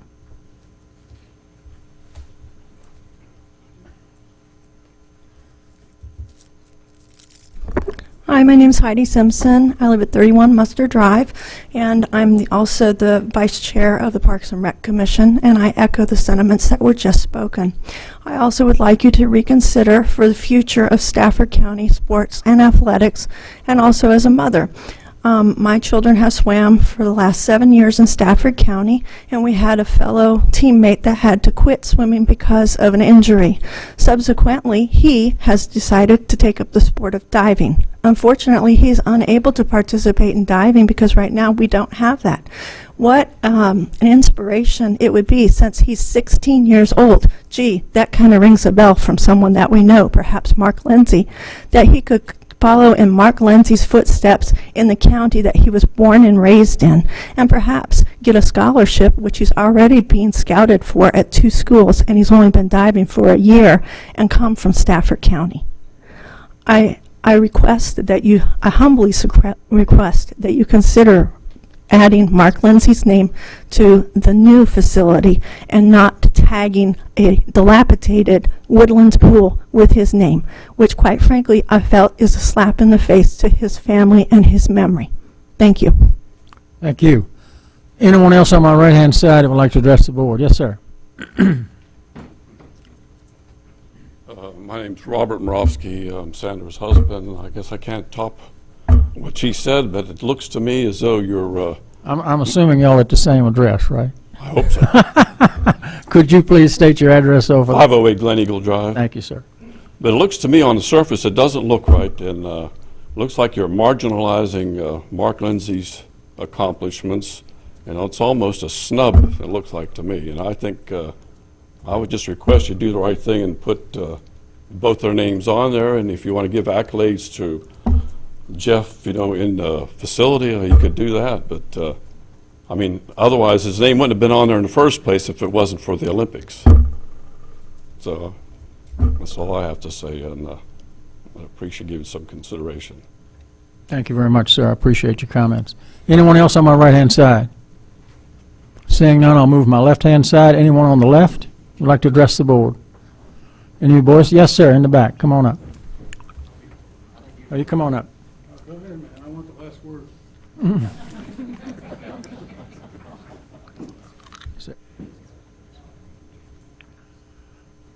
Hi, Timothy Mance, 62 Olive Place, Falmouth, but I'm in the George Washington district. I'm inspired by this young lady talking tonight. I wasn't going to talk, but I am going to speak. Stafford County made a decision here recently at Stafford County High School to eliminate the Stafford STAT engineering program at Stafford High School.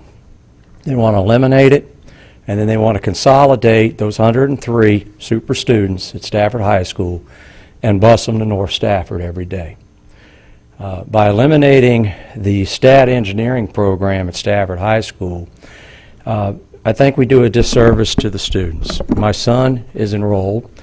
There are about 7 Boy Scouts here tonight that you mentioned. Most of them are going to be an Eagle Scout here soon that are all in that engineering program. We have other young men here that want to be in that engineering program at Stafford High School. But a decision has been made to eliminate the program. I think we're going in the wrong direction. In fact, when you look out in the state of Virginia, there are 23 STAT, or what they call STEM programs at the state level at Virginia. In the state of Virginia, there's 23 counties and cities in Virginia that participate in this program. And those number of counties and cities and the high schools in those counties are growing exponentially for the the STEM engineering program. And I think it's important we keep it at Stafford High School. In fact, in the last year in the state of Virginia, they have expanded the STAT engineering program in Harrisonburg, Hampton, Richmond County, Fairfax. And here we are in Stafford County. I'm so proud we have the STAT program, but I really don't think we need to eliminate it from Stafford High School. I think we need to retain the engineering program that's already in place with a certified teacher and 103 strong students and continue the program. We're doing our part in Boy Scouts. We took the 60 Boy Scouts to West Point 3 weeks ago for the largest camporee in the United States. Why? To learn about engineering. We're going to take these young men to the Naval Academy, because it's only fair if you go see the Army, you got to see the Navy and the Marines. And Meg, I know your son's at the Naval Academy. And a lot of these boys will probably serve in one of those academies, but they want to be engineers. And they want to take the course in Stafford High School. So please reconsider and not eliminate the program at Stafford High School. And we're real proud of these young men. We look forward to going to the Naval Academy. Why? To learn about engineering. So help us. Help these young men. And real proud of all of them. These are a future generation of leaders, and a lot of them are future generation engineers. But we need that program to stay at Stafford High School. So please help us. And I've talked to Dr. Benson, and I've been to 2 school board meetings with other students, and they even did, a student did a petition, got signatures, over 100 signatures, and submitted it to the school board last week. I was so proud of that young man because he's self-initiated. So help us if you can. Thank you very much. We appreciate being here tonight. Thank you, and thank you for being here. I'm glad you said you've been to the school board, because you know, good, because they make that decision. As a matter of fact, I didn't even know the decision had been made. So well, we didn't either, but we've been hearing about it from the newspaper and from hearsay, but we've received nothing as parents in a formalized letter. When these young men and ladies had to put a packet together and had to do a group interview, and were accepted to the program. So it has rigor to it. And the boys and the ladies that received their letters saying, congratulations, you got accepted to this engineering program, because it's a Stafford program, it's a STAT program, and it's a STEM program. So where's the letter? Sir, I can't answer your question, but Yeah. I would encourage you Yes, to sir. continue to go to the school board, and I appreciate your comments. Well, thank you. Appreciate it. Yes, sir. Thank you. Anyone else on my left that would like to address the board? Mr. Waldowski, I think you have the last word.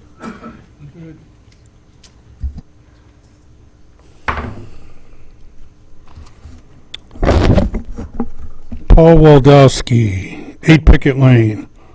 SKI is Standards, Knowledge, and Imagination, ma'am. Trustworthy, loyal, helpful, friendly, courteous, kind, obedient, cheerful, thrifty, brave, clean, and reverent. I just wrote them down just to let you know. Life Scout, 31 merit badges. My dad was an Eagle. But I'm here to remind the board of my county water and sewer bill at 8 Picket Lane, the one I don't get in Stafford Meadows. And I did bring a letter today that I will leave, and it was sent to my tenant, and it says, regarding all residents of stack-style condominium units at Stafford Meadows. As many of you are aware, the stack-style condominium units of Stafford Meadows Condo Association were installed with I call it butt lean pipes for water supply, because they're a pain in the butt. And I have to commend this young man who wrote this letter. I'm not going to read it verbatim. But these pipes were cheap. They didn't use copper like my father did. It's flawed.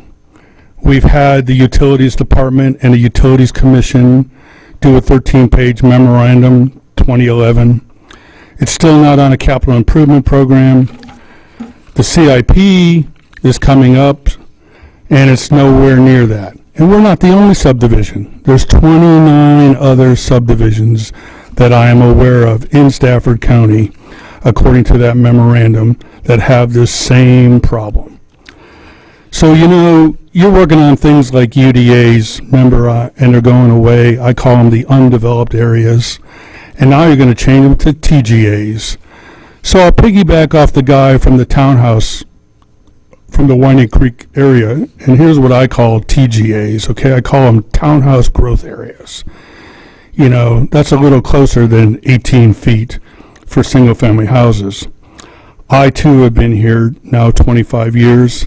1990, the county was 61,000, and the census in 2010 was 128,961. See, Boy Scouts, I'm prepared. I'm not reading it, I know it. My nickname is Waldo. You'll see me on the Facebook page very soon. And you'll be able to wonder, where's Waldo? You'll be able to Twitter him. He'll be everywhere.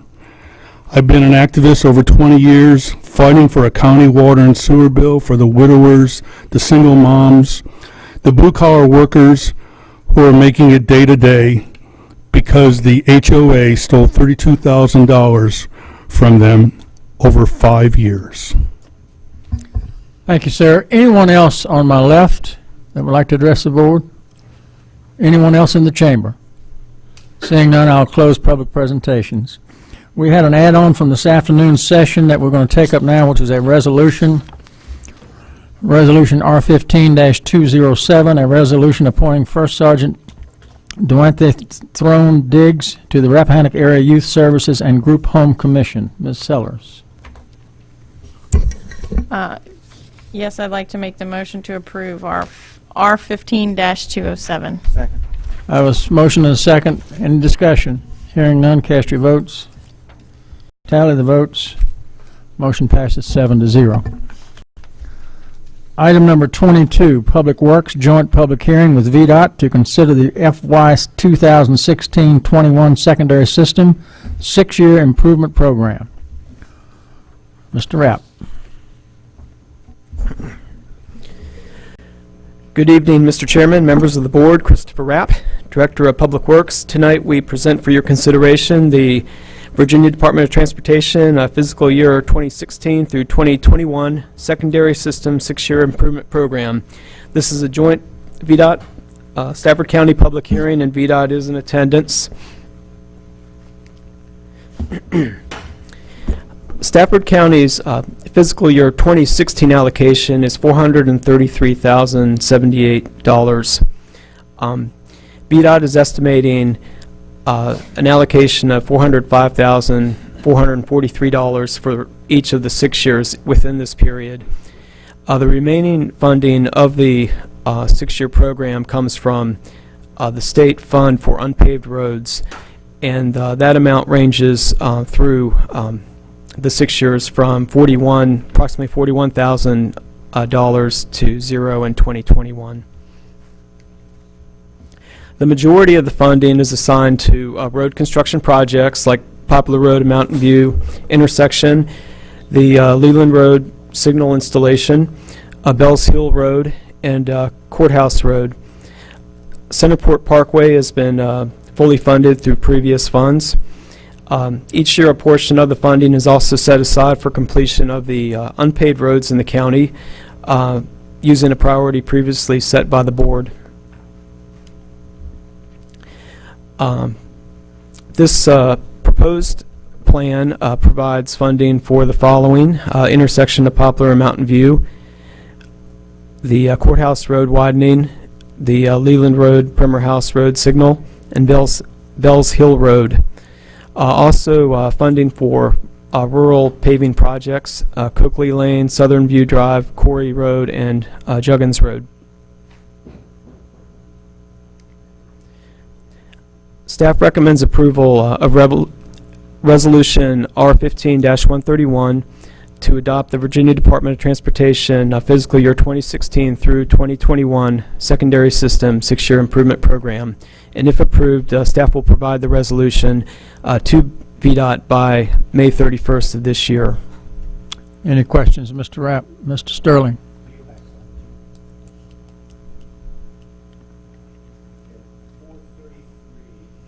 Microphone on. So the 433 is of that 405 of the 433 is the telefees? Yes, sir. In other words, those are by law. Those are the funds that are raised here and to be used for our roads. Yes, sir. So the state's really only allocating $41,000 to the secondary road system, which is, just in case everybody's aware, that's pretty much everything but 17-1 and I-95. The stretch of 3 through Thomas District, correct? Or total allocation? The 41,000 is the highest year in FY16. That's the highest year, so it's zero in some years. The last year, State's not putting any money onto the table for the secondary roads in Stafford County in some years.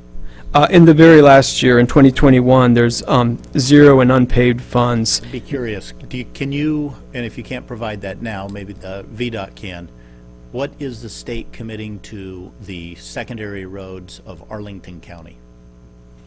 I'll let VDOT answer that if you can. I'm not sure Mr. Rapp could. Couple comments. I do not have that figure with me and with regards to Arlington.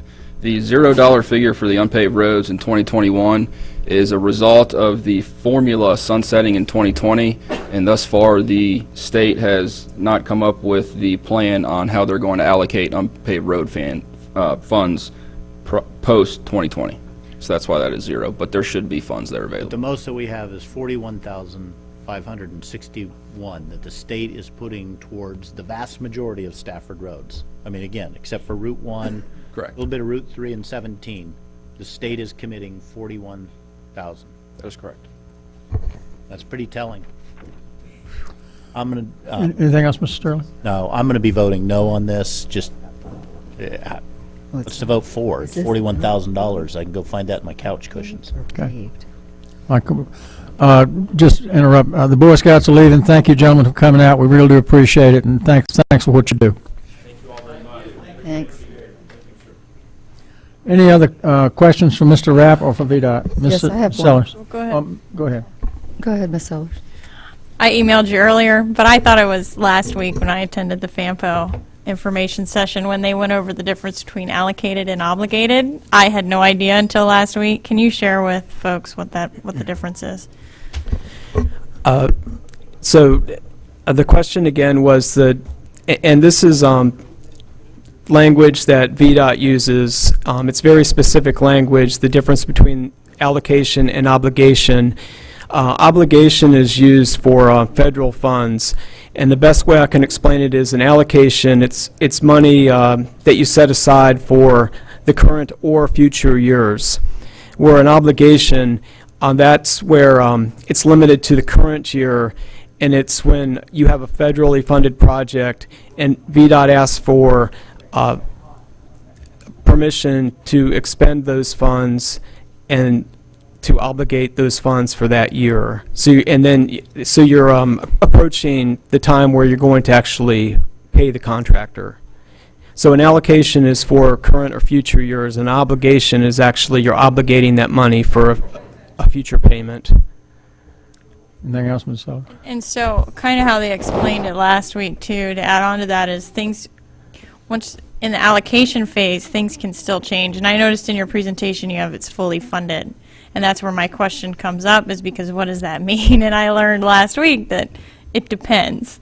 So it could be, the money could be allocated, and then next year it could still change. Whereas if it's obligated, right, is my understanding. I don't know if, I say VDOT shaking their head.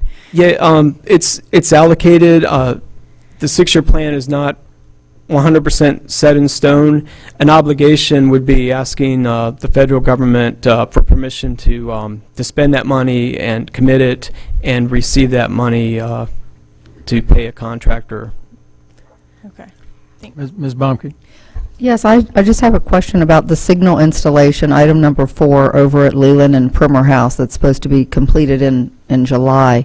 Okay, the $61,672, we know that project is a lot more than that. But then when you go to the next sheet, and we have the Leland Road over there, we have the SSYP funds and then the other funds. So the additional funding needed, is that only for the light? Because the rest of the funding for that, I believe, is already in place, but I'm a little confused. And maybe Mr. Dayton can address that as well. We have enough funds for that project, and that's why it's moving forward, because we have enough funds. It may show some additional funds in 2017, but there's enough funding that we have currently to provide for that project. Okay. All right, thank you. Anyone else? Any other questions? Thank you. Mr. Sterling. No, I just, on the allocation versus obligation, the best way to think of it is the allocation's your planned budget, your obligation is you're committing when you get to a legal state where you're putting the money, you're going to be signing the contracts with the builder, the contractor, etc. I thought there was a year associated, like 2 years, or there were years associated with these things as well. Well, the allocations, you're going to allocate all the money in the 6-year plan, so you're setting a budget up that's according to the 6-year plan. Your obligations, you've got to have money that covers the cost of a project within a year of completion. So if you complete a project out here on the roads, you've got to have the money that's committed and that will be going towards paying that contract off within a year of it. So I don't know if this is appropriate for us, Sure. but so what we're looking at right now, the 6-year plan, what of that can change? I mean, how set in stone is it, or what? Well, as we saw, we've now gone through 2 years of pretty major reductions in this area on the 6-year plan. So the 6-year plan had a number of projects funded, fully funded. Bunch of that money was taken off. For example, they took about, I think it was around 50-60 million off the courthouse interchange. At the same time, the Secretary committed 60 million to a trolley system up in Arlington. That was so bad, the Arlington County Board of Supervisors canceled it because there was such outrage. So money can shift around at the whim of essentially what happens there. Goes from good projects to trolleys. Any other questions? Mr. Rapp? Thank you, sir. Appreciate that. Thank you. I'll now open the public hearing. Once again, I would ask that you give your name and address when you come to the podium. You have 3 minutes to speak on this subject. When the green light comes on, it's go, and the yellow light, you got about a minute, and the red light is please stop. I do have one speaker card, Mr. Scott Benning. Good evening. My name is Scott Benning. I'm on 8 Daffodil Lane, just off of Bells Hills Road, and also the Vice President of the Moncur Estates Homeowners Association. So I'm here representing a lot of families that live off of that road. And Mr. Sterling, I share your concern about the state funding. However, I would highly recommend that you approve us move forward with this proposal. Two people I want to thank for really their responsiveness. So Mr. Dayton and also Robert Portier from VDOT, who over the past year have been extremely responsive to addressing our concerns off of Bells Hills Road. Now, the county built or approved a neighborhood on both the east and west side of that country highway that exists on Bell Hill Road, because what happens on Bells Hills Road now is that when 95 backs up, Route 1 backs up. And so Bells Hills Road runs on both ends of Route 1, which now becomes a superhighway for everybody that wants to beat the fifth car in front of them up to the other end of Route 1. And it is a highway. There's already a 35-mile-an-hour speed limit, which is now a residential road, not a country road. And in proving that that neighborhood be on both sides of Bells Hills Road, you also only required the builder to put a playground on one side of Bells Hills Road, which now has kids crossing Bells Hills Road when that road backs up from one end to the other of cars trying to get down to the other end, which is also on a curve. There are no crosswalks, there are no markings or anything on that road, and the shoulder is deteriorating to the point that we're almost down to a lane and a half vice 2 lanes of traffic. We're going to get somebody killed there. So we need that road to be paved for the safety of our children, if for nothing else. 3 weeks ago, there was a car upside down on that road. I don't know why it was upside down, but I can only imagine that they probably hit into one of those shoulders, probably going too fast, and upside down on that road. I only pray that we don't have a child wrapped up into one of those, because there's also no sidewalks on that road. There are a lot of townhomes along that road as well, of which people are walking from one end to the other. In the new neighborhood that you have for Bells Hills neighborhood there, you've required them to put a sidewalk in. It's the only sidewalk on the entire road, right in the middle of the road, that goes to nowhere. And so there's lack of really foresight in any of the development. I would also encourage, and VDOT tells me that they can't do this for the mere fact that it doesn't meet requirements, that there be 4-way stops on Bells Hills Road. I have experience in this. I did installation management on the world's largest naval station, and we had people getting hit in crosswalks. We put 4-way stops up, and all of a sudden people stop getting hit in crosswalks. Why? Because now you require people to slow down. They have to stop at a stop sign and recognize that there might be somebody in that crosswalk. Right now, none of that stuff exists. And if you don't approve this proposal, and I guess my question would be is, if this is approved, when does it occur? Because if somebody dies in that sidewalk or along that road, I can tell you I'm going to be the first person at the next board meeting, and then we're going to have another discussion about why we didn't do something about it as a county. I'm over my time, and I apologize.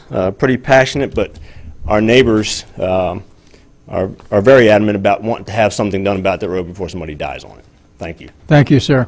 Anyone else on anyone in the room? That's the only speaker card I have. Anyone in the room that would like to speak on this issue? On my right, I see no one. On my left.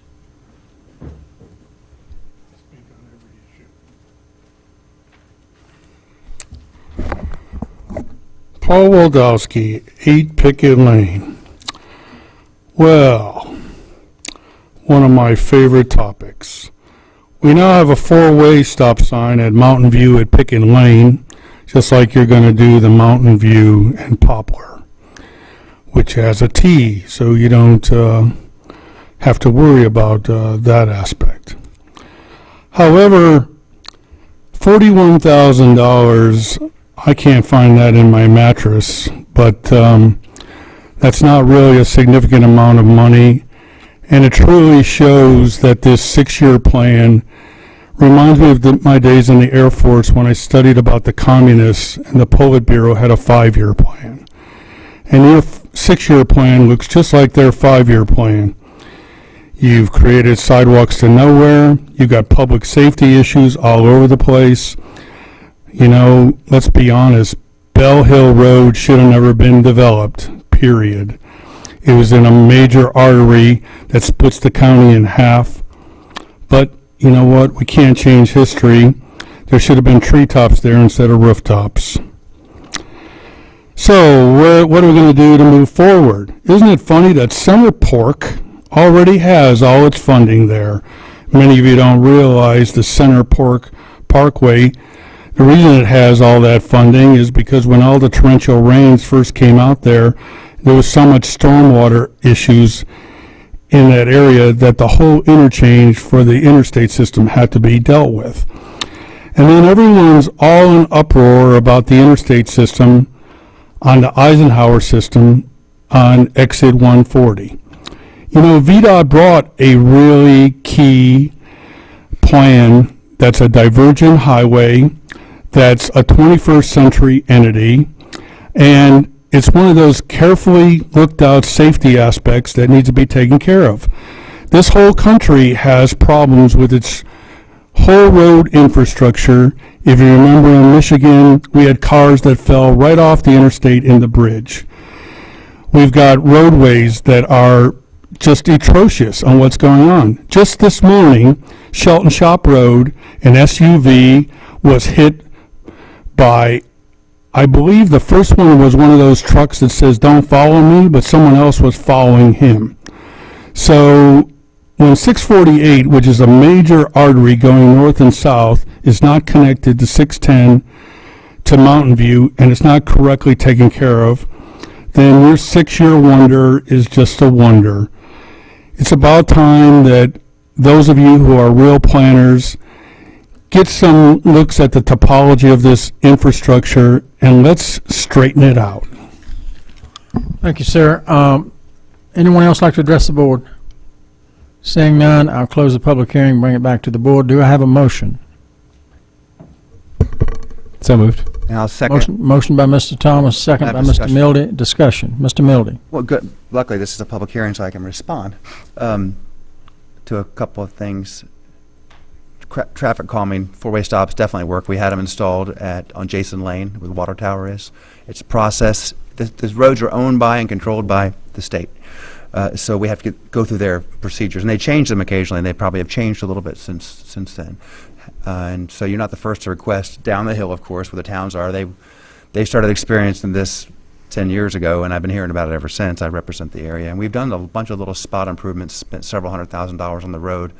We didn't approve this in the sense that we had we could have not approved. We didn't have a decision to approve or not approve that subdivision, those subdivisions on either side.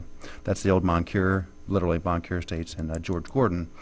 And those were rezoned to their R2 status or R1 in the 70s or early 80s, way before any of us were involved. So what happened to that point is we're stuck with having to, we have to allow the development with very little ability to make them put sidewalks in, for instance. So I hate to pass the buck, but we've been trying ever since to catch up on that road, and we'll continue to do so. And I'll give you my card before you leave.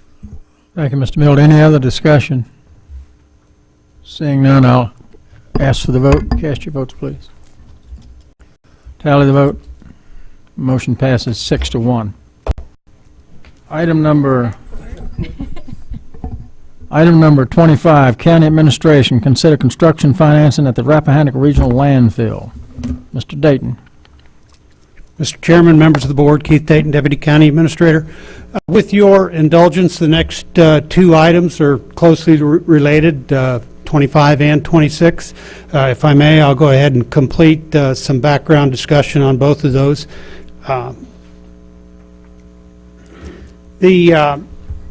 With respect to item 25, landfill financing, the construction of our next solid waste cell, F2, must be completed by the end of this year, or we'll run out of capacity.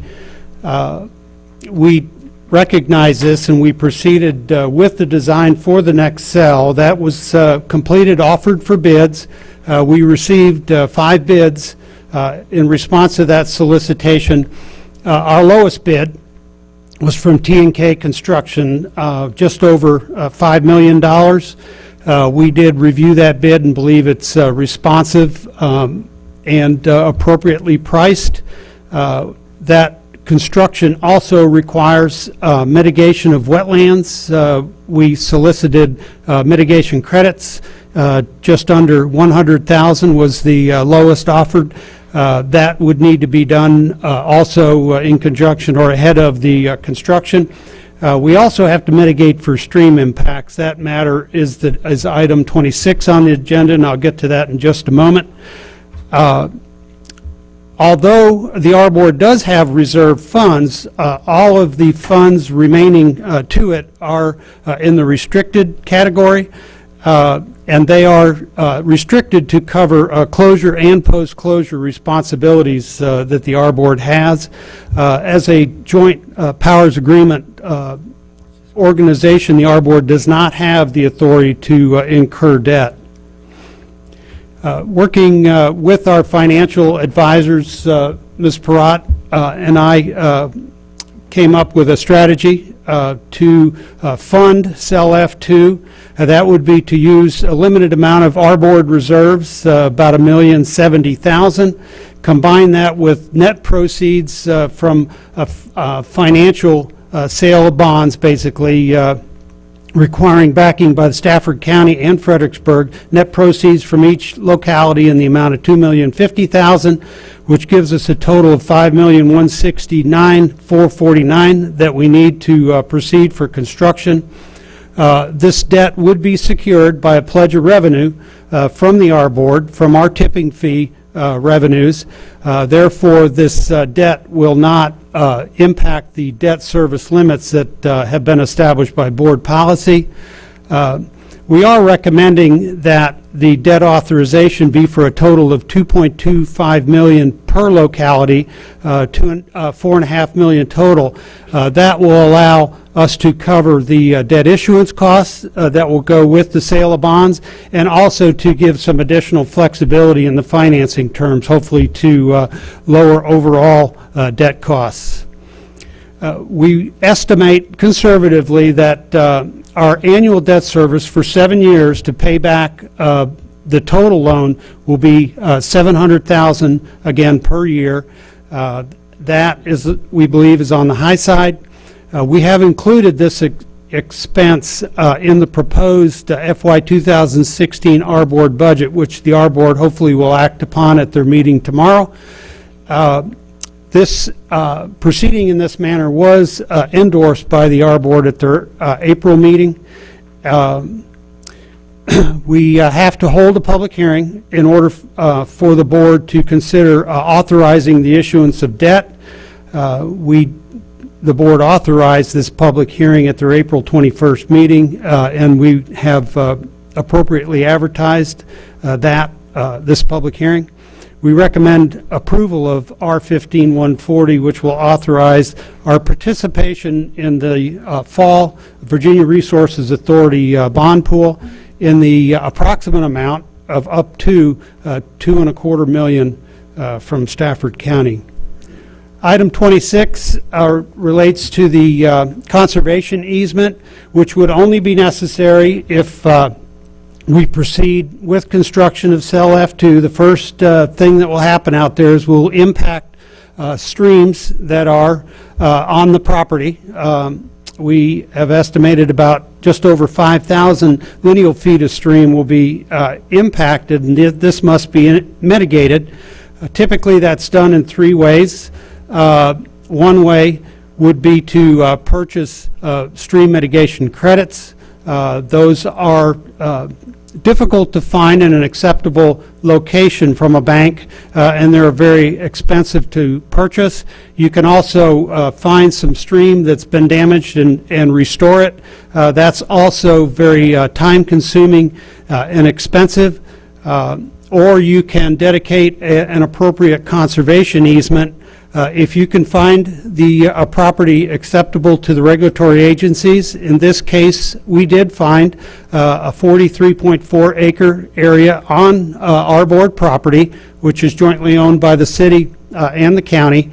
It is just to the north of the Civil War Park and straddles 2 different streams, one of which is Accokeek Creek that transects our board property. We expect that proceeding to dedicate a conservation easement will save about $3 million in mitigation costs to the project budget. The area in question is the lighter colored area, again, just north of the Civil War Park and to the east.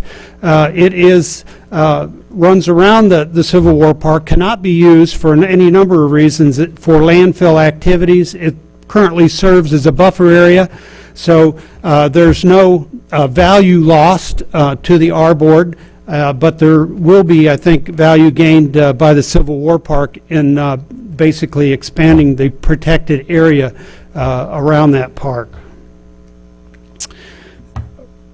Again, the landfill property is jointly owned by Fredericksburg and Stafford. Fredericksburg has already acted to relinquish ownership in not only this 43.4 acres, but the 41.2 acres of the Civil War Park, relinquish it back to Stafford. The board took action earlier today to authorize acceptance of this transfer. So now it leaves Stafford, and the board must conduct a public hearing prior to any action to dissolve an interest in property. We do recommend approval of R-1510, authorizing the dedication of a conservation easement at the Rappahannock Regional Landfill. And that concludes the questions background for for Mr. both. Dayton. Ms. Sellers. Okay, if we don't approve the debt, us borrowing the money for the new cell, what happens to the landfill? If we don't go forward with construction of Cell F2, we will run out of capacity by December of this year. There are no other obvious options available to us to proceed to construct Cell F2. We do have reserves, but that has its own risks because we have a very real and short-term obligation to complete closure costs out there.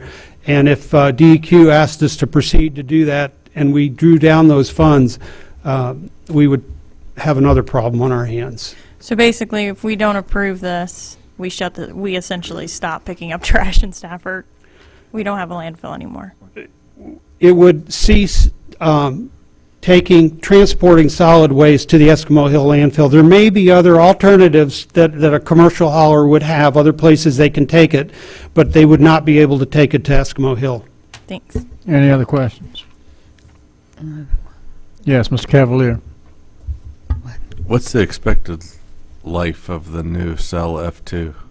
Mr. Cavalier, it's expected to last 7 years. That is not only using our current rates, but some projected increase in solid waste volumes each year. So 7 years is a sound conservative number. And that's the scheduled time for the payoff of the debt also too. So Yes, 7 sir. years from now, we're back in the same boat unless we come up with another solution in the interim, correct? Yes, sir. No. Yeah, wait a minute, hold on. Any other questions?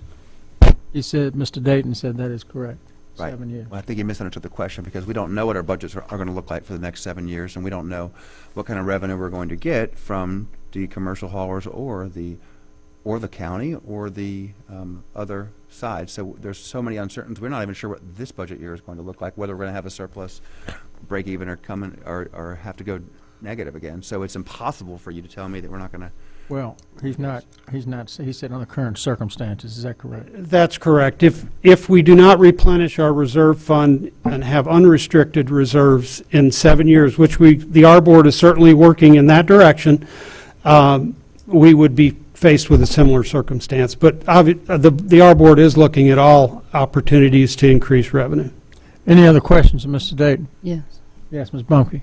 Okay, as you all know, I've shared with you that this is an issue in my district with the concerns of the landfill, and people are still very upset about the additional charging of fees to use the landfill, but we know that we had no other choice. Okay, when you reference the reserves in here, the reserve fund balance of $5.9 million, then we have our closure cost, and then our operating reserve. Are we meeting the needs of our maintenance fees and all of the other reserves that we need to have in place? with just the $1 million that we're applying to the F2 construction. Ms. Bomke, the plan that you have in front of you draws down reserves. The proposed FY 2016 budget that the R Board will consider tomorrow does not show replacement or increase of those reserves in the next fiscal year. So in the short term, I'd have to say the answer is no. We're not funding back our reserves in a manner that, as a manager of a landfill, I would like to see. We would like to look at other long-term approaches to increase the reserve fund. Right, okay. I just wanted to make sure, because I didn't think that we were where we needed to be. And the other thing I would just like to bring up, I mean, I'm in support of doing this because I feel like our hands are tied and we don't have any choice. But I just want to bring up with the board that over the next couple of years, and in the next 3 to 4 months, I would like to bring an issue before the board to talk about over the next 5 years, including the landfill as an essential service of government as it relates to our county general fund.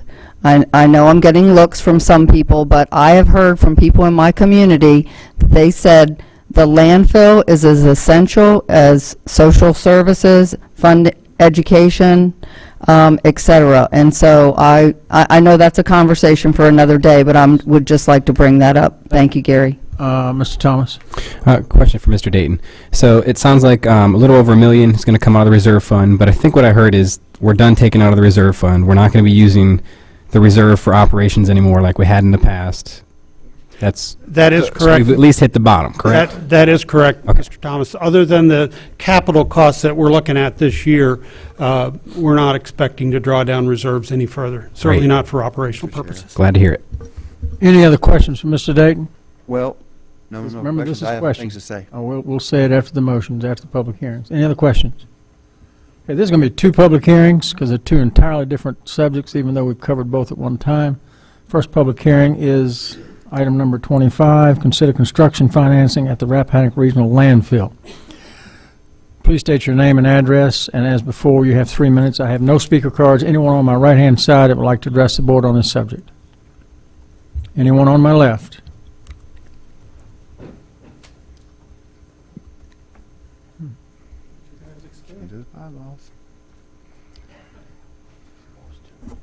Paul Waldowski, 8 Pickett Lane. Do I get 6 minutes or 3 minutes? You get 3. There are 2 public hearings. Okay, thank you. Well, low bid is low quality, number one. You ought to join the 6-year program. You know, you're on the 7-year program.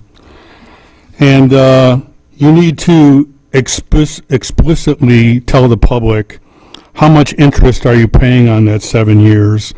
And also, I do appreciate that you did give us the $1,070,000. You know, $70,000 isn't under the mattress like some of you think it is.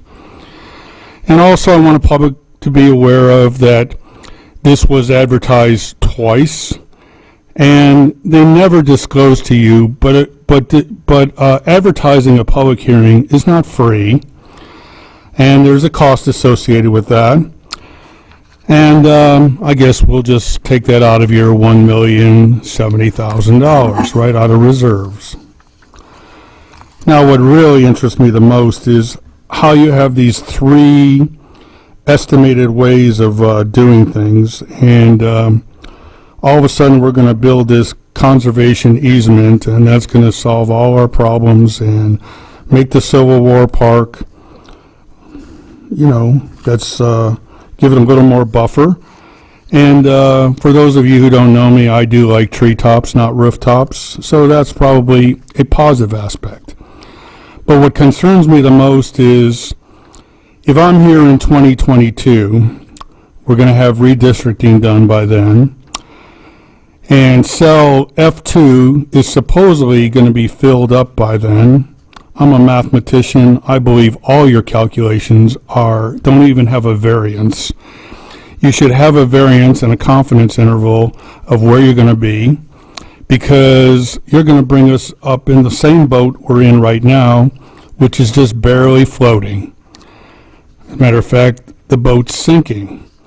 And I think that boat needs to go to probably Bells Hill Road on a sidewalk to nowhere. Anyone else like to speak this public hearing? Seeing none, I bring it back to the board and close the public hearing. Do I have a motion? Move approval. Motion, and I have a second. Discussion. Mildy.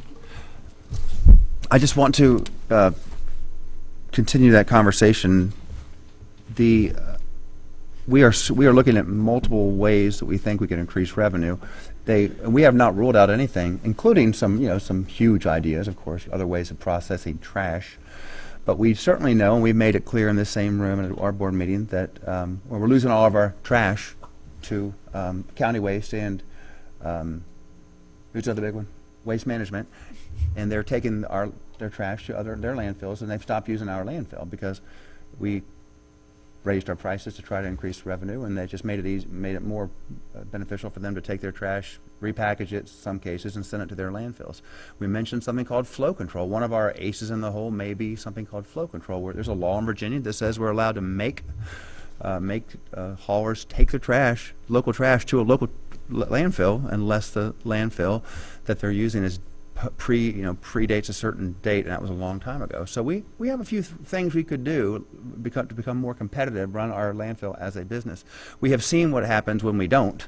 We are definitely not running this as a business. It's more of in someone else's words, a boutique operation where we just try to capture the trash here, and we're not really worried about if the numbers add up, and now we're having to start paying for it. So I just would not give up on the idea that we can this is going to be a huge sucking sound, coming from the landfill for indefinitely. Maybe that does happen, but we're in better shape than people would believe that we are. We don't owe any money. We have $5 or $6 million in restricted reserve, but not bad for a business. And and right now the county to date hasn't subsidized the landfill. And in places like Spotsylvania County, they're spending $2 million a year to subsidize their landfill. 2.6. So I just I don't want to give up on the idea that we can make this run a little bit better. Any other discussion? Mr. Thomas. I have a question for Mr. Dayton. The low bidder, if memory serves, that's the same company that built the last cell? Yes, T&K Constructors built cell F1. And how would you characterize our satisfaction with that previous cell? How did that work out? By all accounts, they did a good job. Okay, so low bidder, hopefully this time is good quality as well, correct? Yes, sir. Okay, and in the report that's on the internet, there's a 5% interest rate with an estimate of $716,000 in debt service. Stafford's half of that would be $358,000, and that's worst case scenario. Hopefully the rates come in better. Yes, we expect better than 5%. Okay.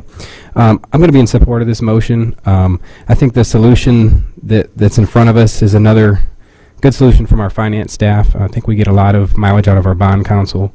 They really do help us think outside the box in ways we can do this. Mr. Sterling was asking me, you're sure that this doesn't affect our overall debt service capacity, because we have that, fully funded towards a lot of priorities, and this is a solution that does that.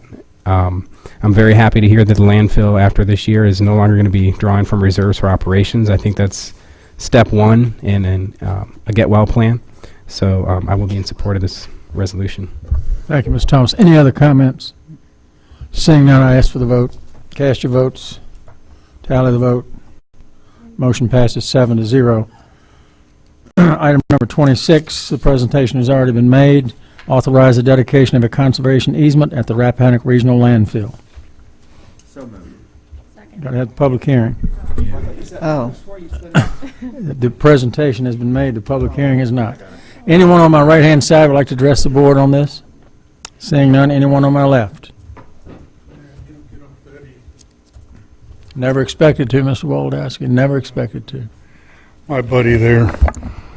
Paul Waldowski, pick your lane, the ace in the hole, You got 3 R's all right. You ready? Let's see. Restricted, raise, and revenue. Well, revenue minus expenses is how a business is run.